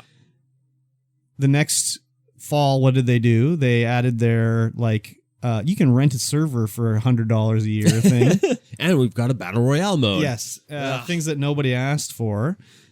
So I think they might have been hurting a little bit. Yeah, a little bit. I think they were hurting a little bit, so I think they kind of needed some money to be brought in to let them finish these games. Because when's the next Bethesda game going to be? It's going to be Starfield. We don't even know when. We don't even know what Starfield is. We assume it's some sort of space game, but when is it coming out? Right. They've shown a logo. There's some screenshots out now, and it looks I'll have to look for that later and see. Yeah. But Elder Scrolls 6, they've shown a logo that just says Elder Scrolls 6. It doesn't even show whatever. But now with this, does anybody? Well, besides the guys who like space games, does anybody even care about Starfield? Or nobody knows what it is. So, is it a flying game? We don't know. Is it like Elder Scrolls in space? Is it like the Outer Worlds where you just go to different planets and it's like Fallout? Nobody knows. But with this, Microsoft owns Fallout 76. So that's the other big news with this is are all these games going to be on Game Pass? Probably. Man, Game Pass, dudes. Seriously. I imagine. I mean, they're a first-party developer now for Microsoft, so. They're going to add all the Fallout games. They're going to add all the Elder Scrolls games. Doom, Wolfenstein, Commander Keen. Everybody's able to play Fallout 76 for what it's worth. Nothing. Yeah, I played it because it was on Game Pass right now, but I would assume that means it's going to stay on Game Pass. Probably. Oh my gosh, ridiculous. Maybe now with the Microsoft money, they can make Fallout 76 good. Give it a good multiplayer engine or something like that. Trash it. Start again. I mean, they can't really do that, can they? This is coming from a guy who's never played it, mind you. So I mean, I've played it, and I would like to see that happen too. But people have there's people that enjoy it. I don't know why, but they do. But they could just revamp it, make it it's like lag when there should be no lag. God, you fire so slow in that game. Anyways, it's exciting time. Just make it a Fallout game that's good multiplayer, not. Yeah, but they can't use that open world, that turdy engine they're using. Yeah, they need a new engine for sure. Well, that was one of the other things too that Todd Howard said after this was that Starfield and Elder Scrolls have their biggest engine revision since Oblivion, which is Jesus Christ. When did Oblivion come out? 2006. Holy crap! Engine revision, new engine, just go. Well, I'm thinking hopefully that's what that means, but yeah. I mean they don't have to make their own engine. Seriously, just use Unity or use whatever it is. You don't have to make your own. Just go in, just use Unreal Engine. Yes, for sure. Easy. It's already built up. Pay the licensing fee, whatever. It's fine. Anyways, they do. Phil Spencer said they're going to leave Zenimax alone. They're going to let them do their thing. I think that's probably a smart play. Well, I mean, he says that, but he's going to be like, "Well, we need Starfield soon. The sooner the better, sirs." I think if anything, they're going to say we need Elder Scrolls 6 soon. I mean, yes, I guess so. Oh, and that's the other thing. They got Elder Scrolls Online too, so Yeah. lots of stuff. Yeah. Yeah, I mean, I think Microsoft has kind of left them all alone, pretty much, to do their thing. Like, do you think Microsoft wasn't like 343 wasn't like, oh, we kind of screwed up the Halo game here? Do you think that would have happened if Microsoft was cracking the whip? I don't think so. I don't think so either. So they kind of get to do their own thing. Yeah. The other thing, too, we should have mentioned before this story is that there was a rumor that Microsoft was trying to buy back Bungie again. Oh, yeah, I heard about that, but too. the deal fell through because Bungie couldn't keep the rights to the IP. And it's like, well, who fucking cares, man? Like, Bungie can't be doing well either, really. Like, what do they have? They have a game called Destiny. Yeah. That was a game I should have talked about that I Yeah, played. You played some. Like, what a game. Like, they really don't want you to have fun playing that game, or they want to make it really hard for you to have fun. I'm not going to talk any more about it, but like, how many like emotes are they selling? Like, they're not being published by Activision, or not enough. Or not enough, yeah. So anyways, it's like maybe they should have just been bought by Microsoft again. That could be their Microsoft's plan. Like, we'll sell off the company for like a lot of money, because I think they sold Bungie for themselves. Like, Bungie bought themselves for a lot of money. And I think the buying price for Bungie now is quite a bit lower. Yeah. So it's like, that's a good way to make the money, is sell a high and buy back at low. But they couldn't keep the rights to their IP. It's like, oh my God, you need the Destiny IP that you want to keep it so badly. I mean, it is their baby. Yeah, but so was Halo. Yeah. It's like, is the Destiny IP that good that they want to keep it? I don't know. It'd be interesting to see the numbers of active players and what kind of money they're making, bringing in. That would be really interesting for me. Or to who see. cares? I should ask the guy that I know plays Destiny the most if he gives two squirts about any Destiny lore at all. He used to. Yeah, and he doesn't anymore because he realized it's a boiled turd. I don't think he even plays PvE It's straight anymore. up It's all PvP. Crucible and then PvP. he just whines about that. Yes, that's for sure. Anyways. But because he plays at such a high level as well that he's always seeing the same people playing against the same people. So you wonder how big the player base is if he's just constantly playing the same people. I think he has to play PvE because some of those guns you can only get PvE. Yeah. So yeah, I mean, I've seen him do it. I've seen him play PvE once or twice. It's like every time Destiny sort of gets it right, they just fucking screw it up somehow. Yeah. Like, whatever. Anyways, let's not talk about Destiny anymore. The interesting, John Carmack has spoken up. Of course, he used to work for Zenimax, and then they had a big falling out when he left to go work for Oculus. Maybe because he supposedly stole some stuff. Supposedly stole some stuff because he was working on VR stuff and took all of his stuff with him when he left. And there was Zenimax I'm pretty sure they settled out of court. Yeah, they did. Like they had like Oculus, Facebook had to pay. Were they owned? But I don't think they were owned by Facebook yet. Yeah, they were. Okay, so I think they had to pay because they lost basically. Yeah, when Oculus got bought out, that's when Zenimax was like, "Hey, yes, we want some of that sweet, filthy lucre, please." Yeah. And so John Carmack has come out and said he might be able to work on some of his old IPs. Wrong. Not a chance. I don't think it's going to happen. Wrong. I don't think it's going to happen, but it'd be sweet. But in a related thing, now that Microsoft has bought Bethesda, they also own Obsidian, the makers of the greatest Fallout game of all time, Fallout New Vegas. So maybe we could see Fallout New Vegas 2 or a remaster or something. Like, the writers at Obsidian are, I gotta say, way better than at Bethesda. Fallout New Vancouver. Oh! Let's get Fallout in Canada. Yeah, a little snow. Yeah. Yeah, this would be like the expanded Rifts universe. That's what Microsoft should buy. They should buy Palladium Books and make some Rifts games. Oh, man. Then we're cooking with gas. Oh, man. Imagine. That would be so sweet. The only time that's going to happen is when Kevin Siembieta dies. Or however you say his name. That would be incredible. They should just buy a license and make a Rifts game. A Rifts. Yeah, I'm sure people have tried, but it seems like he really wants to keep control of every little thing. Yeah. I mean, if they He should just make a video game. I'm sure he would love to, but people realize when they talk to him, it's like, no, he'd be like looking over the programmer's shoulder every day, like, no, sorry, that's not the way it would be. So, I mean, he has built a pretty rich and detailed universe. Yep, that's true. It's interesting for sure. Yep. That's why I like Shadowrun. Shadowrun is like riffs without the BS. Anyways, I see you've listed this as most clickbait article. The most clickbait article. The award of the week goes to Xbox Series X boss just confirms bad news for PS5 owners. I didn't read this. What's the bad news? There isn't any. Oh. There's no bad news. You read the article, it's like, Xbox or Microsoft just bought Zenimax. Oh, that's the bad news? That was the bad news.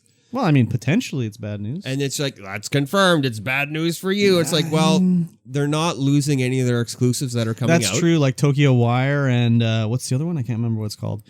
They're still supposed to be PS5 timed exclusives. Yeah. The article is just like, oh, maybe this will happen, or maybe it's all speculation. It's so stupid. I'm like, oh, really? What's this bad news? None. There isn't any. Clickbait. Come on. The most clickbait article of the week. Garbage. Delete tomsguide.com from the internet. Who's Tom, by the way? Tom? Yeah. Tom's Hardware. Okay, sure. Tom's Guide. Sure. Tom. What about, is he delete this writer? Is he friends with Craig from Craigslist? I don't know, maybe. Okay, good. Perfect. Some Sony news. Here's some bad news, though. Yeah, this is some Sony hubris right here. The Spider-Man PS4 upgrade will not be available on the PS5 unless you buy Spider-Man Miles Morales, the new game. That's the only way to get it. If you own the PS4 game, sorry, you can't get the upgraded version unless you buy this. This is definitely Sony just like, yeah, we're number one. You want to play it again? Too bad. I mean, if you played it on PS4... Do you really want to play it again on PS5? Well, some people would be like, oh, I want to see the new graphics and like all the upgraded stuff and blah, blah, blah. It's like, I mean, if they're hyped on Spider-Man 4, then they're going to be buying that Miles Morales on Spider-Man 5 anyway. Maybe. I mean, yeah, PlayStation 5. Yeah, PlayStation 5. Maybe. I mean, like we figured out before that this Miles Morales game is made by the B team. Yeah. And it's so just, it's like maybe you don't want it. Maybe you hate Miles Morales. I don't know who Miles Morales is, but maybe you don't like him. Miles Morales is from Spider-Man Into the Spider-Verse. I've never seen it. And is that a cartoon? It is a cartoon. I'm a grown man and I don't watch cartoons. Incredibly good. Yes. And so anyone who's a fan of that is going to be buying it anyway. I guess so. I mean, it's apparently the best Spider-Man out of all the Spider-Mans. Cool. But it is also made for kids. Yeah. I don't know. Like, can't they just throw a bone to a guy that owns a PS4 copy? Like, seriously, my dudes. Like, come on. Are they that hurting for money here or what? Well, they don't have as much money. Well, that's the other thing, too. We keep going back to the Bethesda thing. A lot of people will like, why didn't Sony buy Bethesda? Well, they can't afford to buy Bethesda, first of all. They don't have enough money. Sony only has as much money as Bethesda was bought for. Yeah, exactly. Or Zenimax was bought for. Exactly. Or not even. Exactly. So Sony is not as big as Microsoft. Definitely not. And that's the other thing, too, is they'll be like, well, Microsoft or whoever should buy, like, buy Konami or buy this, that, and the other thing. Anybody want to buy Konami? Well, first of all, like Japanese laws prevent American companies from buying Japanese companies. Like you couldn't buy it. The only way you can own a Japanese company is if you're a Japanese person, basically. Like I know. So I could buy Konami. Are you dual citizen? No. Well, then get fucked, I guess. I don't know. Like there's one of the podcasts I listen to, No More Whoppers. The one guy, he owns a used video game store, and the only way he could open a business is in Japan was to actually have a owner who's Japanese on paper basically only that has no powers. Like he couldn't open the business even though he's like a citizen of Japan now. So I don't think there's any way a non-Japanese company can buy a Japanese company basically. Yeah, so, I guess not. I don't know for sure, but I feel that I know. I have no idea. That's the way it sounds like to me anyways. So yeah, this is also, I should have talked about this when we were talking about the Microsoft in Japan. Flight Simulator's first major update is all about Japan. Like again, they're trying to rebuild this relationship with Japan here. like, you know, they lost out on the Xbox One. So it's like they're trying to get in there, trying to build some, you know, relationships and get it going in. Flight Simulator, cool game. Again, I turned on all the assists. I cannot fly that. I can't even get off the ground, man. Like, I don't know what's going on with that game. Trying to fly like a Boeing? You're trying to get a Cessna off the ground. I'm trying to fly a little shitty plane out of our airport here, man. It won't let me do it. You got to take the parking brake off? Dude, I just want to hit A button and fly. Like, where's that control option? Just put me in the air. Just teleport me straight into the sky. Well, I can get into the air eventually when I turn on autopilot, but then I can't take over control of the plane. Like, this fucking game, man. I want to hold the right trigger to fly and just aim it with the control. Seriously. But anyways. Yeah, it looks like this update, this DLC, they've gone through and modeled a lot of the things by hand. Yep. And it looks pretty good. Yeah, the game looks good as it is. But just having the like actual like person doing it rather than an AI just improves it for sure. Yeah. It'll be. I'm not going to be able to fly anywhere in Japan, so it's fine. I'll never see it. I have yet to fire it up yet. I've tried like 5 times to get it going, and it's like even the most basic controls are like you have to have like the flight manual there. So, anyways, whatever. Yeah. Long time coming, this next thing. The UK has officially launched a call for evidence on loot boxes. Surprise mechanics. Yeah. So they want a lot of feedback from actual users and parents and whatever on loot boxes to see if they should be banned. Have you ever bought a loot box? With real money dollars? Well, or currency that you bought with real money dollars. I have. In Apex, I bought like 5 because I had all the coins from like the skins that I bought. I don't think I have. Other than that, I don't think I've ever bought one. No, I don't think I've actually paid real money dollars to buy a loot box. And yeah, the only reason I did was because like I bought these skins in Apex, like the like Lifeline pack when it was on sale. Yeah. So I was like, well, I have all these coins, let's buy it.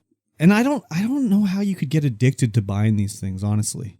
It's those with the addictive gambling personalities. I guess, but it's just like, oh, I got garbage. Okay, well, I guess the next one I buy will have garbage as well. So I know why would I buy more? I think if it had some kind of real money dollar attachment to it where I could sell it, then yes. Yeah, maybe. But you can't even sell them. It's just a skin. Yeah. And the Apex ones are not good. Some of them aren't good, that's for sure. Well, I mean, a lot of them aren't good. A lot of them, it's just like... It's just a rehash. Yeah, and it's just like... Even when you get like a Apex pack through gameplay, it's like, oh, I got 3 common things. Like, who gives a crap? Yeah, unless you're buying the packs that are for the special events, where there's which are ridiculously expensive. They're so expensive. Oh my god, what a ripoff! For those skins in that pack that you cannot get I bought one of those too. Then it's kind of worth it, maybe. No, and it's not. Never worth it. Never worth it. But I remember the last Apex event. When it was like you could get the Mirage heirloom if you got all the skins and everything. And I was like, oh, okay. You know, how do you get these skins? I was like, oh, you can only buy the packs to get them. And I was like, okay, whatever. How much are these packs? And they were like 500 Apex coins each, which I think is $10. And you have to get you're guaranteed to get the Mirage thing once you get all 26 of them. So you have to buy 26 of these packs at $5 each. Or $10. I can't even remember what it was. Yeah. It's like $300 friggin' dollars. Yeah, it's a ridiculous amount of money. I don't know. Oh my god. And like, I'm watching some people play, and they have them all. They have all of the heirlooms. Yeah. Well, I mean, I guess if your job is to play Apex, then you might do it. But like, most of these guys, it's not their job to play Apex. Oh, definitely not.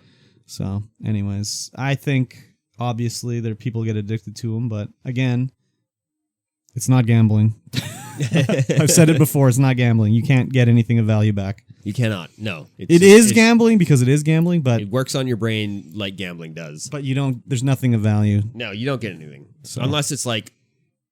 Unless you're doing like CSGO loot boxes. Then it is 100% gambling. It is, for sure. Those you can sell, though. Oh, yeah. But like... And you can make some real money dollars for that. For sure. But it's like, okay, they're addicted to the loot boxes. Yeah, but they're addicted to the potato chips too. We're not going to ban those, I hope. Please don't ban potato chips. Yeah, please don't take away my chippies. So, anyways, yeah, it's not a good thing. But like, let's ban vaping for kids first, and then we can deal with loot boxes. How about it that? is banned for kids. Okay, well, let's make it so kids cannot get the vaping stuff. How about that? Well, it's just like, let's make kids not be able to get cigarettes and alcohol, but they still get it. Damn kids. Damn you kids. Why are you doing it? I'm happy I don't have any kids. God, could you imagine having a kid? I sure can't. It'd be the worst thing ever. So we got some other big news here. Is it? It's pretty big news. Okay. Mike Morhaime, the co-founder of Blizzard, who left Blizzard, he retired, and he's like, well, I'm just going to start up a new company now. He's starting up a new company called Dreamhaven. Okay. And they're going to have ex-StarCraft, Hearthstone, and Warcraft leads coming back to work for them. Like, these are the guys that worked on all the classics, and they were pretty high up there. What about Lost Vikings? Oh, yeah, Lost Vikings too, man. Rock and Roll Racing? Yeah, it's all there. Hell yeah. All these guys. So Dreamhaven is currently composed of two studios called Moonshot Gaming and Secret Door. What are they working on? I don't know. Man. They don't have anything announced yet. It can't be an MMO. It'd be interesting to see. It can't be. They don't have enough money. I already know it. I don't know nothing about them, but I know they don't got enough money. So they're thinking that Mike Morhaime was just upset at the way Blizzard was going, so he's like, no, I'm retiring. And this was upset with like the turdy version of World of Warcraft that's out now. And this is all his plan to get this new company up and running where he's going to make good games. Maybe. That sounds good to me. I mean, yeah. I don't know. What do we got coming from Blizzard? Diablo Immortal? Diablo 4? Diablo 5? I don't know. Warcraft? Overwatch 2? Oh, yeah, okay. I see why he's pissed off. Yeah. Yeah, I get it now. God, could you imagine being owned by Activision? That must suck. Yeah. That must suck. Activision. What's his name? Don't give me any money. Bobby Give me all your Kotick? money. Give me a couple million. What a peckerwood. You can buy me out. Yeah, exactly. If they want to buy this podcast, no problem. Yeah. Yeah, it could be fun. I mean, yeah, I get it now. Why he's upset with how Blizzard's doing stuff. Oh, yeah. I mean, Overwatch, the game that never needed a sequel, suddenly has a sequel. Like, what are you doing? But it's single player only. It's a single player only sequel. Like, that's so stupid. Yeah. I mean, Overwatch is stupid by itself, but that's also doubly... Even I think that's stupider. So, yeah, we'll see what happens. These guys, he's just calling up his old friends and be like, hey, man, let's make video games again. I'm his friend. Yeah. Let's make a video game. Yeah. Sure. Point and click adventure. Let's bring him back, baby. That's a game I could make. Point and click? Sure. A la Sierra style? Yeah, man. Scum. Let's scum it up. Yeah. We should do it. VM Scum. Let's go. It's done. All right, guys. Our game company's just made. It's called... make some point and click adventure games using Scum Engine. Let's call our company Limited Liability Corporation, LLC. Let's do it. We are now taking applications for pixel artists. And donations as well. And coders. And people with talent. Yes. And skill. And creativity. We need all that, please. We need everyone. Exactly. Don't send us anything. Exactly. The biggest game to come out since 2 years Fall ago. Guys? No, yeah, exactly. 2 years ago. The biggest game to come out 2 years ago, which is now the giantest game ever, Among Us. Yes. They announced a sequel. And then they canceled it. And then they promptly canceled it and were like, we've already got a pretty good install base now. Let's just work on Among Us 1. When did they announce Among Us 2? A while ago? Like a month ago. Yeah, and they're like, actually... Not even. Let's just put it into the... So this game should have a battle pass. If any game has a battle pass, a $6 game can have a battle pass. Thank you. Yes, I agree. New items and shit. Like, does it just like when you? I've never played this game. Do you just have all the items? You have all the items except for the pets. The pets are separate. And how do you get those? You buy them for $5 each. Okay, well that's so fine. Everyone has every pet ever already. But this game should have a battle pass. Does it track your stats or anything? No stats tracked. So they should Nothing. track your stats and all that.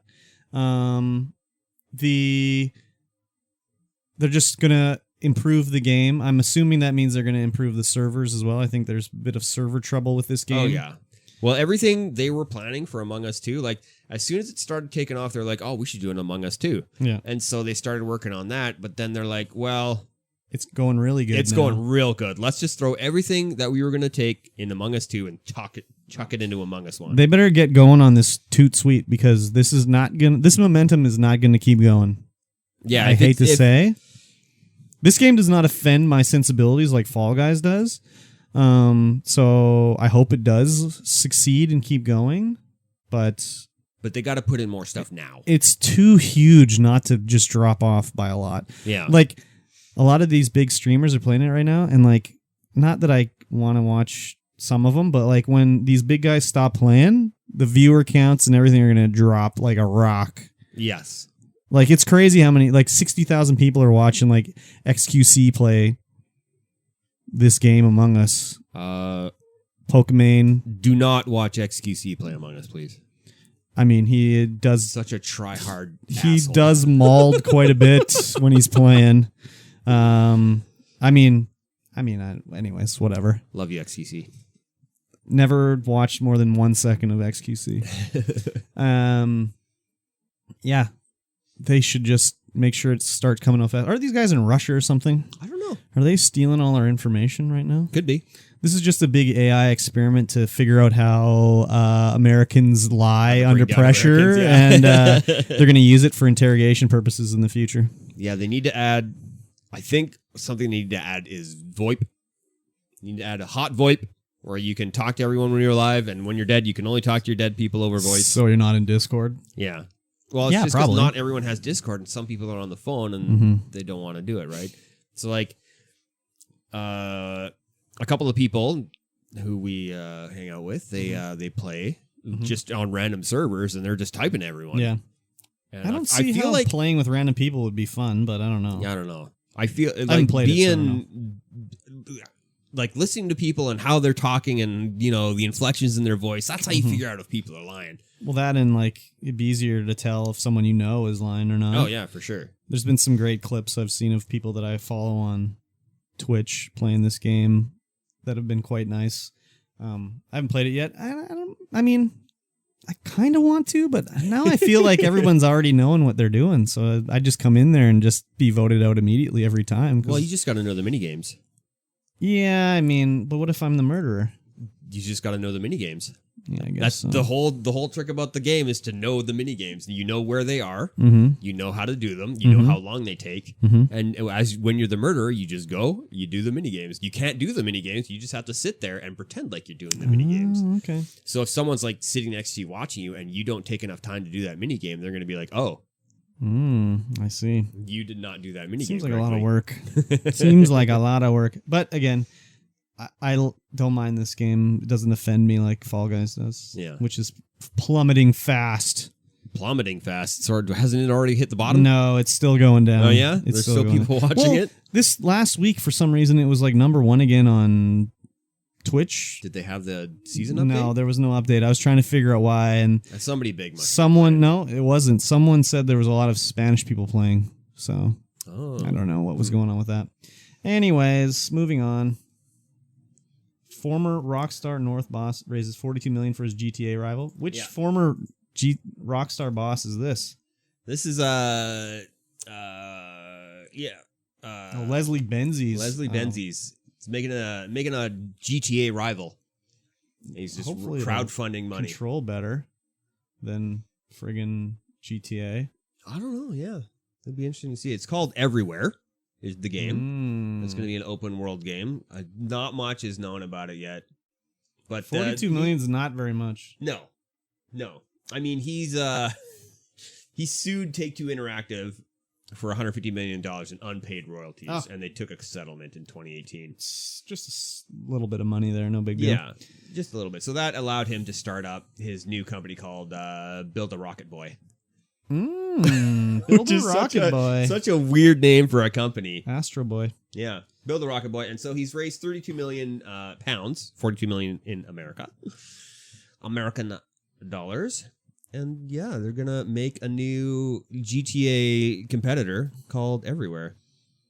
I mean, there has been other competitors that are GTA, but nothing has really taken off like it. Like the first two Saints Row games, oh my god.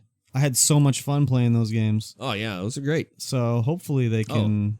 I didn't actually play the first 2. I played 3. No, 3. No, is I where love it starts 3. going downhill. 3 is where they just jump the shark for sure. It's just too. I mean, that one was fun too, but the first 2, oh my god, so good, so good. So hopefully we can get a competitor because, like, I mean, the controls kind of suck in GTA games, and yeah, just like watching people play GTA and like videos and like, oh my god, what are the controls? How do you fly this thing? How do you drive this thing? I mean, they're making so much money, they don't got to worry about that stuff. Yeah, so. probably not. Yeah, it'll be interesting to see, anyways. So yeah, see if they can do something. Down. But I mean, no, they're not gonna take them down. No, GTA 5 is such a juggernaut. No, that was the one thing with the PS5 like launch trailer, like the preview thing. They show the Rockstar logo, and it's like, oh shit, Rockstar. What do they got? Oh, they're releasing GTA 5 on the PS5. Are you kidding me, man? GTA 5 now on everything. Oh, just I mean, it's just like Skyrim. Skyrim. It's ridiculous. Anyways, whatever. Moving along, I guess. From an article we talked about last week, Michael Ansel leaving Ubisoft. Yep.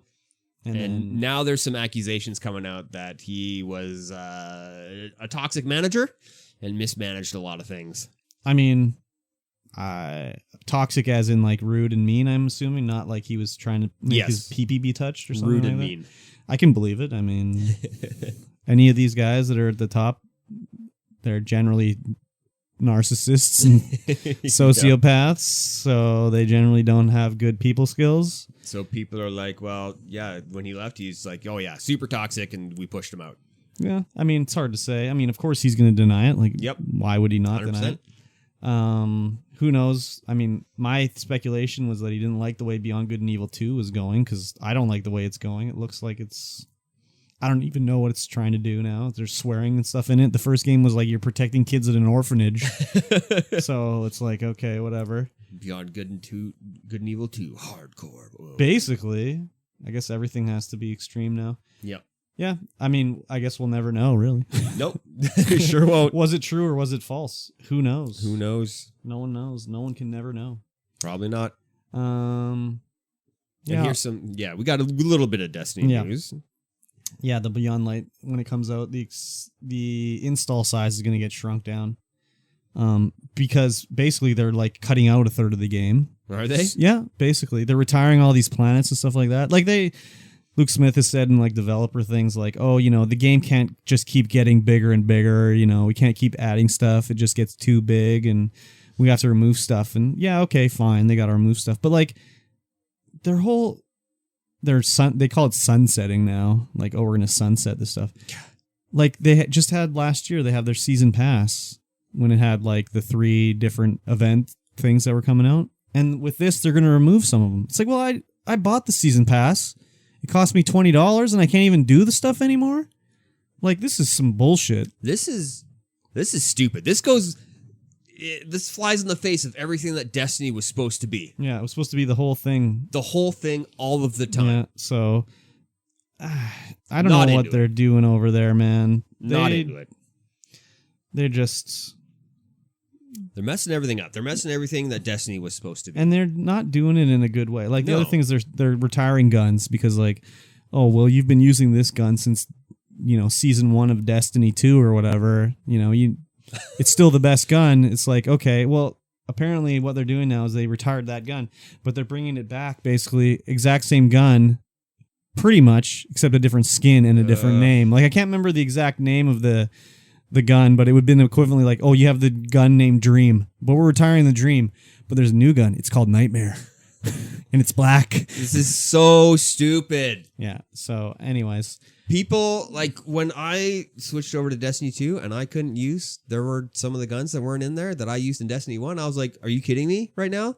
Yep. And then they brought, like, one of those guns, of course, the rocket launcher, Truth. Mm-hmm. And they brought that gun back in Destiny 2 and people went absolutely ballistic. Was it called Truth? Or did they name it Consequences? No, it's called Truth. And everyone's like, oh my God, Truth's back. They're probably going to retire Truth and name one Consequences. That's going to be what their plan is. That's dumb. But, like, Bungo, okay, what are you whatever. Doing? It's getting too big and the install's too big and whatever. But it's like, I paid for this expansion and now it's gone. Yeah, it's stupid. It's just, I don't know what they're doing over there. And like, when are they gonna make it so I can just look the way I fucking want to look? Like, why do I gotta wear these stupid armor? And then they'll make, oh, we made these nice looks, but the armor sucks. You can't wear it anyways because the perks on it are just terrible. These guys, I don't understand what they're doing over there. I'm still gonna stand by my statement. Just make Destiny 2, Destiny 1, and everything is fine. That's what everybody seems to Everything say. is fine But in like the I world. said, I played it a bit this week, and it was just like, well, now we're talking about it, so I'm gonna talk about it now. But I was like, the last thing I played was the Shadowkeep. Was that the expansion? The first one? I think so. Shadowkeep's the latest one. Okay, what was the one before it? Fallen King? No, wait. No, that's Anyways, Destiny 1. whatever the fuck it was.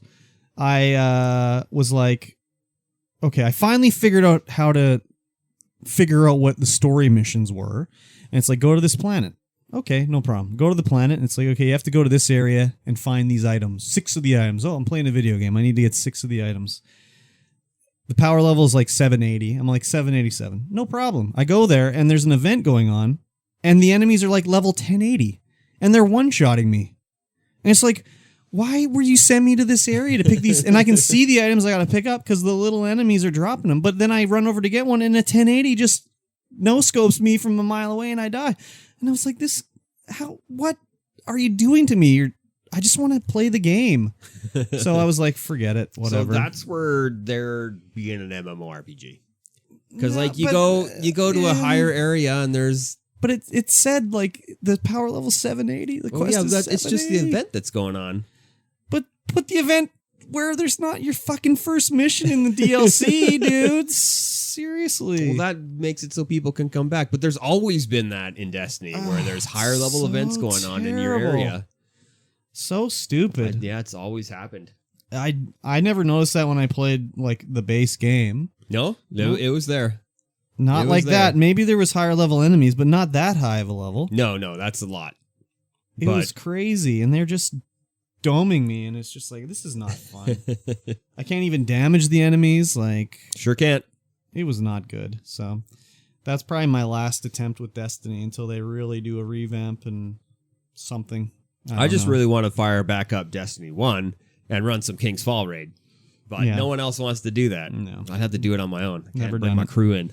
Never done it. It's probably the best raid ever. Cool. Yeah. I'll take your word for it. I never Yes. did a single raid in Destiny. Wait, maybe I did. Destiny 2. I did some. I didn't do any something. raids in Destiny 2. Destiny 1, all of the raids. I remember I did something a few times with a bunch of people in a big. Yeah, it must have been a raid. Must have been a raid. They don't have dungeons in Destiny, do they? Just raids? Well, I guess the dungeons would be strikes. Okay, then I did a raid. Yeah. Okay. Anyways, Raids of the 6 people. very memorable, obviously. I didn't do any raids in Destiny 2 because I wasn't high. I never got high enough. I guess maybe the other thing too is like I think the story just sucks a donkey's dick in Destiny. So like I have no like, want or need to see where the story goes, and I hit the skip button every cutscene, and I'm just like trying to hammer through all the speaking and. Yeah, the Destiny 2 story is not good, especially at the start. Oh God, yeah, so bad. And I know a lot of we've people talked love about it Yeah, before. I know. It's just like I don't even want to level up another character I know. through that. So bad. Anyways, we'll skip over that. Let's get rid of that. Yeah. Well, that's it for Game Talk, I think. We'll just slide into. Do we want to take a break? Then we can do this, and then slide into the Weebus Pleebus, or what do you want to do? Oh, I don't need a break. Let's keep going, Let's baby. just keep going, A Yakuza live action film is in the works. yeah. It is in the works. Is this a Yakuza game that's being developed, or not game, movie in the West or the East? I don't know. Okay. I don't know. The two studios that are attached to it are 1212 Entertainment and Wild Sheep Content, none of which have produced. Well, 1212 has done one movie. It's called Scary Stories to Tell in the Dark. Ooh, that's And a Wild Guillermo del Toro movie, I think. Is it? Oh, and Wild Sheep has only pre-production stuff. So there have been Yakuza movies in Japan that are just apparently god-awful. A Yakuza movie could be a fun time. As long as they do it well. The only problem is like, are they gonna friggin' make Kiryu played by some white guy or something like that? Like seriously, They can't right now. Not in 2020. You'd think they can't, but they can do anything. Yeah. we'll see how it goes anyways. It'll be interesting to see if they can. I mean, they've had other ones, right? Other movies. Oh yeah, for sure. Were they similar to the game, and just incredibly just silly? terrible? Just terrible. I've never seen them, but I've heard they're just not good. They're just cheesy like crazy and low production quality and low everything. So yeah, I mean, whatever. Obviously, I don't remember the director of these Yakuza games, but he wishes he made movies for sure. Much like Kojima. Yeah. It would be interesting to see a gangster movie in Japan as long as it's done well. 80s gangster movie, 70s gangster movie. I mean, depends when they're doing Yakuza's movies start in the 80s or games. God, I keep start in the 80s. Okay. Yeah, Yakuza 0's in the 80s. So yeah, that'll be interesting to see. We'll see if they could do it. Indeed, pull it off properly. Well, it's a good thing we're going to slide into Weebus Pleebus shortly because, man, Game Pass Ultimate. God, what I keep coming back to this. What a deal. Now with Game Pass Ultimate, besides getting like 3 months of Discord Nitro with it or whatever, there's you can get 2 months of anime from Funimation. The Funimation live stream or streaming service? Yes, for 2 months free with a code from the Xbox Ultimate Game Pass. I just saw this today and I was like, well, isn't that a coinky dink right there? Somebody what a hot deal. Let us know in the comments if you have used the Funimation service, because I've only used Crunchyroll. I'm going to use it tonight. I'm going to redeem my code. Oh, yeah? Yeah, man. You might have to find something to watch the old Weebus Pleebus. I don't know. We got to figure out what we're doing for the next one. But, yeah, this is like, again, if you're not on the Game Pass, man, what's wrong with you? Yeah. Give your head a shake. Yeah, you got to be on the Game Pass. Exactly. It's such a hot deal. So even if you don't have an Xbox, like the PC version, oh, my God. Always, if you have Game Pass, you got to go look at the PC version first because the game you want to play is probably on there. Yeah, don't buy anything unless it's not on Game Pass. That was another game I forgot to talk about on the game part. We played Golf with friends. Oh yeah, you play. It was one of our mutual friends, one of the Mosh's birthday. Yep, and so there was a little bit of birthday celebration last Sunday. Indeed, that's a fun little game, and the default maps kind of suck, but like the DLC like Worms map was pretty crazy. Yeah, it was a good time. So, and that game was on Game Pass, so I didn't even have to buy it. Well, there you go. So yeah, Game Pass. When's my check from Microsoft going to show up? Like seriously, like when am I going to get sponsored by Xbox? Like holy crap, dudes. Could I talk about them anymore? Probably not. Everybody's probably just like, shut up about fucking Game Pass. We've already talked about Game Pass. It's a good deal. We get it. Exactly. Get it. And it's Discord and Xbox must have some deal because I got a free code for Xbox Game Pass because of Discord Nitro. And then Discord Nitro, you get a code from Xbox. So it's there you go. It's weird. Very weird. Anyways, that's the end of the regular talk. Yes. What are we talking about now? Let's move straight into Weebus Pleebus. Weebus Pleebus. Wow. Well, for anyone who's new, Weebus Pleebus, I never watched anime ever as a young person to an old man and was like, well, we're doing the podcast. I'm going to force myself to watch some GD anime and then we talk about it. So quick recap. We've watched Akira and we've watched Vampire Hunter D and we watched Robotech and we watched Lupin the Third, Castle Cagliostro, and Dragon's Dogma, which was barely an anime, I guess. Finish that? Not yet, no. I don't know if I will. We'll see. But for this week's, we watched a ridiculously named anime called Riding Bean. What was his name? Bean Bandit. Bean. What a fucking name, man. Animes, dude. Seriously. So I think this might be a spin-off from the Gunsmith Cats universe. Gunsmith Cats, of course. Of course. Of course. I've never heard of them. Of course. Oh my god, what is her name? I don't know. Riley? Riley Bandit. It's not Riley Bandit, it's Riley. I don't know what the last name is, but she is part of the Gunsmith Cats universe. This one I believe was a OVA. Yep. It's only 45 minutes long. It was. And it's unbelievably 80s. It is pretty crazy 80s. I watched this dubbed. I don't know if there's an English sub. I watched it on YouTube. I watched it dubbed as well. That's the only way I've seen it. Okay. So I thought the voices were pretty good, except the one cop who his voice was like trying to be a gruff cop guy. Roadbuster. Yeah, it was Percy. like that.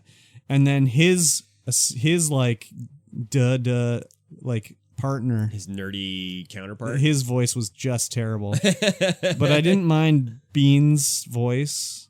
And then Riley Vincent. his voice, his girl's voice was pretty good too. I thought all that stuff was fine. Well, I guess It's nice. It's very nicely animated. Too. it is nicely They didn't animated. skip on any of the animation. Basically, the story of this is like the Bean Bandit is like, I don't know, Baby Driver of the 80s or something like that. Yeah, he's the courier. He's the courier. He's hired to like take these guys. They're robbing somewhere, and then he gets set up that looks like he kidnapped someone, but he's actually trying to drop this someone off, and there's money involved. It's like a caper sort of thing.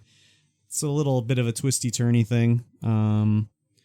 But right out the start, the people he's driving, they just straight up blow the cop's head off. Like they taking this, like they're in a. It seemed like they're in a mall, I think. A bank, mall in a bank, or a bank in a Something. mall, or something. But their hostage is a fully nude girl. Oh yeah, like she's got no clothes on at all. And I was like, where did they get this fully nude girl from? So she's the hostage. They take her out. They blow some cops away. They escape. Bean Bandit's like, I'm taking you. He has a specific route they must take, pre-planned route, and they escape. But somehow, there's like fake. They all have fake faces in this movie where they look realistic. So the one young girl, she takes off her mask and she's got brown hair, and they make sure they get photographed with the Bean Bandit. And then when they get to their actual destination, she takes off that mask and she's got green, or what color was her hair? Green? Red hair. So they know what his route is going to be. Yes. So they alter his route by blocking the highway. Off. Yeah. So they have to go down this alley where the camera is to get a picture of to him. Get set up. Indeed. And then it's the whole thing is they kidnap the boss of a company and his daughter to get a ransom for $2 million. And then they get the Bean Bandit to return the daughter for $50,000, but they think he kidnapped the girl due to the photos. Picture. Yeah. It's a little convoluted tale, but the animation is really nice in this. Oh yeah, it's top notch. Just the cars and like some of the car crashes, I was like, God damn, they must have traced a car crash in another movie or something like that. It's so good. As a character, I thought, is the Bean Bandit like a superhero? Like, he seems to be bulletproof. Well, he's got, like, everywhere he gets shot, you can see he doesn't get shot in his flesh. He gets shot in where there's clothing. So he's just fully kitted in, like, Kevlar and stuff. I guess so. But yeah, he does some. Well, he gets shot right in the forehead. He's got that band on. Oh, jeez, really? Is that why he was like? I don't know his backstory. Like, he seems to be, he seemed like he was. Well, sorts. he must be, because he picked up the car. He does pick up a car. He must be like something. He crushes walnuts. He puts walnuts in his mouth and just destroys them. He also seemed to go into a roid rage near the end, where his teeth. I don't know if it was just the way they drew it, but his teeth seemed really big. Yeah. But he was fairly likable, I guess. Oh yeah. He wasn't unlikable. He's got a little bit of an Elvis tone to him when he's talking. Yes, right at the start when he's like driving these people that blew this cop away, I was just like, Jesus Christ, this is not a good guy, but it's just his job, right? Yeah. So, but yeah, the animation's really nice. The interaction between Bean and his assistant, Riley Vincent. Is that her name? Riley That's her Vincent? name? Yep.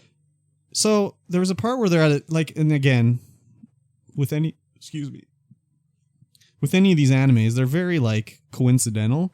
Like this one, they're at a drive-in and he's like, I'll take 37 ribs, please, and whatever, bring it to the car. And then just the truck that blocked the highway with the bad guys in it just happens to be at the same drive-in.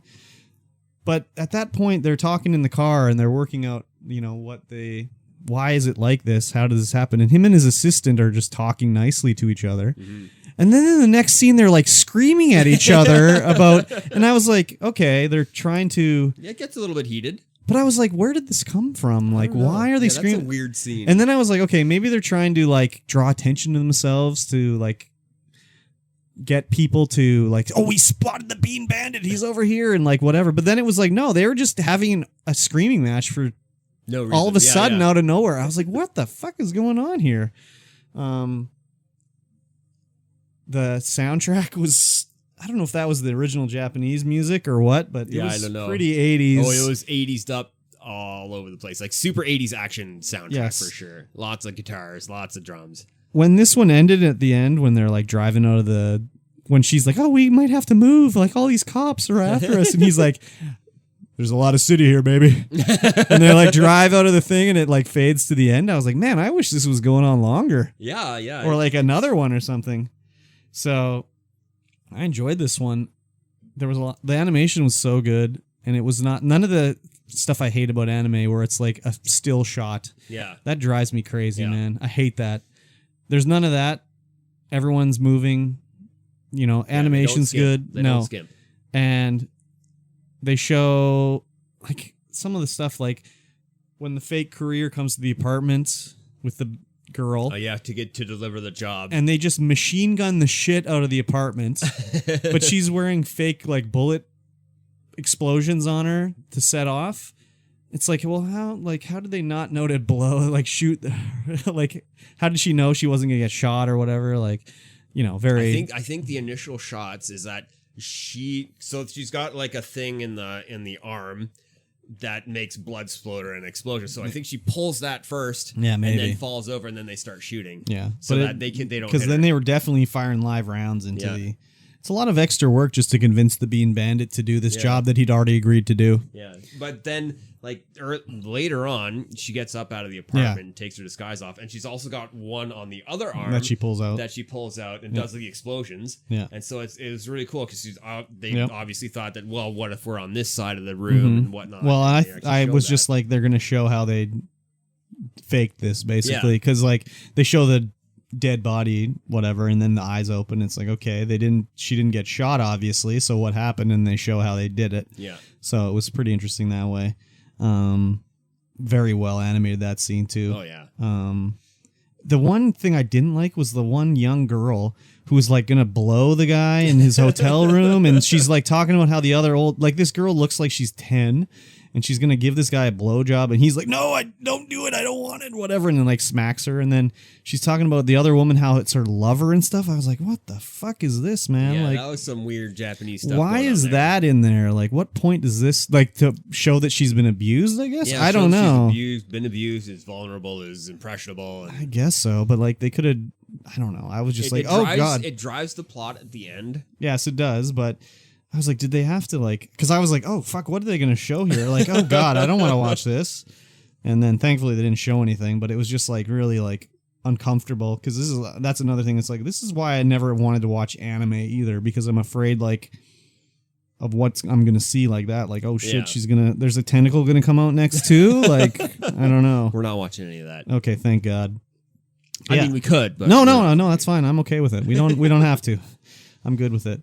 But yeah, I really like this one. This would be like probably right below Akira on the list. Yeah. I think Akira's above just because of the animation and just the soundtrack in Akira, man. That adds like a point or two to it for sure. But yeah, this was really good. I like this one a lot. What are you going to rate it? Well, I think Akira was like 8. I think I gave it Akira an 8 maybe. So this would be like right there, like 7.5. Yeah. 7.9, like maybe just behind Akira. So it was a good one. So if we want to watch next week more of the same, we can watch Gunsmith Cats. Okay. It doesn't have Bean Bandit in it, but it's more of the same. Same kind of animation, same kind of 80s action. Okay. How would it rate on the scale, the Mikey T scale, compared to the old Riding Bean? It's what a fucking name, man. I'd say it's up there. I'd say I'd like Gunsmith Cats a little bit more. Oh, shit. Just because there's more to it. Okay, all right. Like Riding Bean was only 45 minutes, and Gunsmith Cats is 3 episodes at half an hour. Oh, there's only 3 episodes. There's only 3 episodes, so wow, you can get easy. Yeah. Yeah. I mean, I don't have any suggestions about what to watch unless I go home and look at Funimation, and I'm like, oh damn, we got to watch that Inuyasha. No, we're definitely not gonna get through that. There's like 1,000. No, Inuyasha is pretty big, I think. Yeah, I don't know. I'm not entirely sure. I don't know. And then maybe after that we'll watch something new again. Like new as in modern? Yeah, new as in modern. After Okay. the next We week. do have to slide into the 90s sometimes too here. Yeah. We're still rocking the 80s. We better stick with that Gunsmith Cats, I guess. Yeah. If you like Riding Bean, you're gonna like. Let's do the Cats as Gunsmith well. Cats, everybody. Let's try it out. Let's see what's happening. And then no game club this week. No, I was Unfortunately. all over the board Yep. doing work, so it was hard to. I don't have an excuse. And I'm not going to be able to do it next week either because I'm in an Airbnb. Oh, damn. Yeah, we're still going to do it. It's still going to be something we talk about. It's going to be much slower than Yeah, work makes We were thinking. work makes things a lot hard. exactly until you're laid off for winter. Is that not going to happen this Oh year? yeah, it'll happen. I'll be off for 2 weeks in winter. Okay. We'll get caught up on it. We both want to keep playing the game, so it's not like we don't want to do it. So we will continue on that at a later date. But I think we covered all of our topics this week. I think we did it. We did it. So what should we do now? What should we talk about? Where we can be found, I guess. Yeah. Well, if you're smart, you're watching us live on Twitch at the Sit Void Podcast Twitch stream, or we're on Stream Void Podcast on Facebook. Look for us there. You can follow us on Twitter. I don't know what it is, but you can follow us there. You can follow me personally on Twitter at CurbStomped. Twitter is the S Void Podcast. S Void Podcast. Follow us there. I'm on CurbStomped on Twitter. We got Mikey T33 on Twitter as well. No, wait, that's a lie. Mikira Show on Twitter. Look for us both on Facebook. Mikey T Gaming, CurbStomp Gaming. We're on Twitch. We're on Twitch. CurbStomped and Mikey T, and it's MIKEYT33. Instagram, curbstomp.ttv. I'm on there too. Somewhere. Mikira Show. You can find him. Mikey T Gaming. Mikey T Gaming. I think you gotta make a Mikey T Twitch. Twitter. I'll get it figured out sometime. This is my Twitter. It's already established. Yeah, I know, but anyways. And we'll be streaming throughout the week on Twitch, so check us out there. Well, you will be. Mikey will on Friday. Friday for sure. Friday night. Any comments, queries, whatever, be sure to hit us up on Twitch, goddamn Twitter, on our Discords, whatever. You can find the podcast on your podcast catcher of choice. Please share it with someone you think would like it. That would help us out immensely. It also would help if you listen to it on... You don't have to listen to it, but just play it on every different podcast one you got. Yeah, just give us some. Give Give it the old hot lurk of a listen. And if you're on the YouTube, Yes. like, comment, and subscribe. Indeedy. There's the... I don't know what the channel is. It doesn't have a name on YouTube. No. But you can find me on YouTube at CurbStomped. Mikey T, you'll have to search for him because he does not have his short URL yet. Nope. What a guy. I looked for it, and they were like, no, you can't do it. You need 100 subs. You do. I don't have 100 subs, but I got one. What a cheater. I mean, it was back in the day. But I meant like a short URL, like you go to bit.ly and get your own custom URL there. All right, boys. Thanks for watching, and we'll see you in 1 week's time. Just like an old friend, you can count on and trust. It's like smoking on the sunshine, right over the rust. Treat it to trim clad, give it some TLC. More people paint and protect more things with TrimClad than with all other rust paints combined. Look for specially formulated TrimClad automotive paints and primers for superior rust protection.